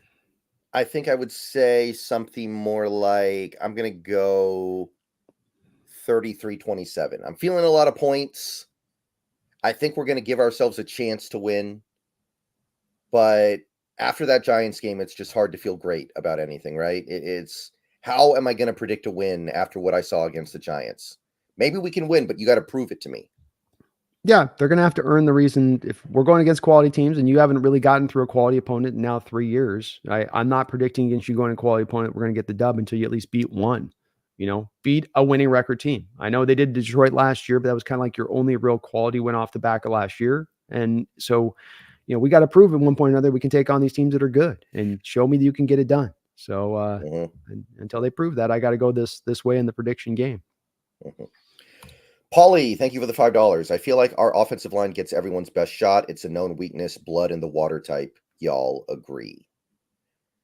Well, it's a little bit of an agreement. I think the blood in the water part for me, Paulie, is the lack of the running game. So it's there's a story that stood out to me. I don't know if you saw this, Brendan, where John Randall was on the Marshawn Lynch show with the got thing with Robinson, and he was talking about a game with Boomer Esiason. And they had a whole thing where Boomer in this one game, they're watching tape and trying to figure out when it was running pass. And he found something to John Randall where he found that when it was a run play, Boomer was not strapping up his helmet. So he was leaving the strap unstrapped. And when it was a pass play, strapped up. So John figures this out during the week, tells all of his defensive buddies about it. They go out there and they have 12 sacks on the game. And Boomer gets freaked out. What's going on? How are you guys figuring this out? So when he's in offense, that defense knows you're passing and they can pin those ears back like that. It's not the same game as it normally is where there's that 50-50 chance of a run pass and they have to play discipline to the run first before they can become a pass rusher. And right now, too often in these games, we're becoming so one-dimensional right from the jump that then is giving these defensive lines a real big advantage, and it increases throughout the game because at times you're almost less running throughout the game unless you start to click into that mid-third quarter point where you're like suddenly start to decide you're going to run the ball. And now they're really, really pinning their ears back, really going. And so that's the blood in the water part of it, I'd say, Paulie, is that part where you just don't want to allow these defensive linemen to not have to play the run. That's where it gets really easy for them really quickly. And for an offensive line that already struggles against pass protection on good days when things are working right, you're now making it even harder on them in addition to that. Yeah. I mean, it's not just situational, right? Our neutral pass rate over the last 4 weeks is 71%. The second place team is 59%, the Bengals. So it's not just, we have to pass because of the situation. No, we have to pass because we convince ourselves we have to pass. So I imagine that there is a little bit of that going on here. And you get some of these games where teams feel more liberated to blitz a lot because we struggle against the blitz. So until you prove that you can routinely beat the blitz, they're going to blitz more, stuff like that. The blitz stuff's another blood in the water part, Paulie. I'd say the stack fronts and the blitzes along with that, with the lineman pin their ears back, where we've been struggling with that. It's really McDonald that created this, where his Ravens team last year showed that our pass protections could be exploited, and they've continued to be exploited. That's continued to be an issue for us to deal with that. Right. So a little bit of truth in there for sure. But at the end of the day, the guys are just not that talented and not that cohesive yet. Yeah, agreed. Okay.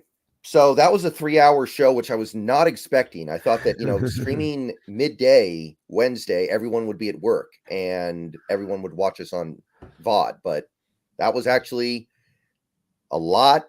Thank you, everybody, for coming out to the show. Brandon, thank you for doing this with me. 3 hours. I mean, I was not expecting it. Gotta do midday shows, man. Maybe. But I'm going to be seeing you guys later. A couple more videos coming out later today. Brandon, we'll do this again next week. Probably the normal time again, if I had to guess, because we won't be playing on Thursday for a while this year. But that's what we got to say about this Niners game. We don't feel great about it, but the team can surprise us. They've surprised us before. We're used to being surprised. We'd like to be surprised this week. Love to see it, man. Nothing make me happier than going out and beating the Niners. All right. Thank you, everybody, for coming out. We will see you guys again. And I mean, look, if nothing else, this is an opportunity to really put some distance between you and the rest of the division, right? You win this game, you're off to a 1-0 start in the division. You've got every other team in the division will have a losing record. You're going to be feeling pretty good about yourself. And maybe the team isn't great yet, but we have a chance to go out there and prove that we're good, that we're the best team in this division. You get it done this week, it's going to be really hard for anybody to say anything else. So let Brandon walk into that NFC West roundtable next week with a swagger. You know, he can be the king of that group for a week at least. Maybe he won't be king of the NFL, but he can be king of that stream. It'd be nice, man. I'd be nice to make them eat some crow on that side of it if we could, especially watch Jesse's face. So let's hit it, and then let's get out of here. Get back to our lives tomorrow night. Let's watch for the team try to surprise us. Let's get Go it. Hawks. Go Hawks.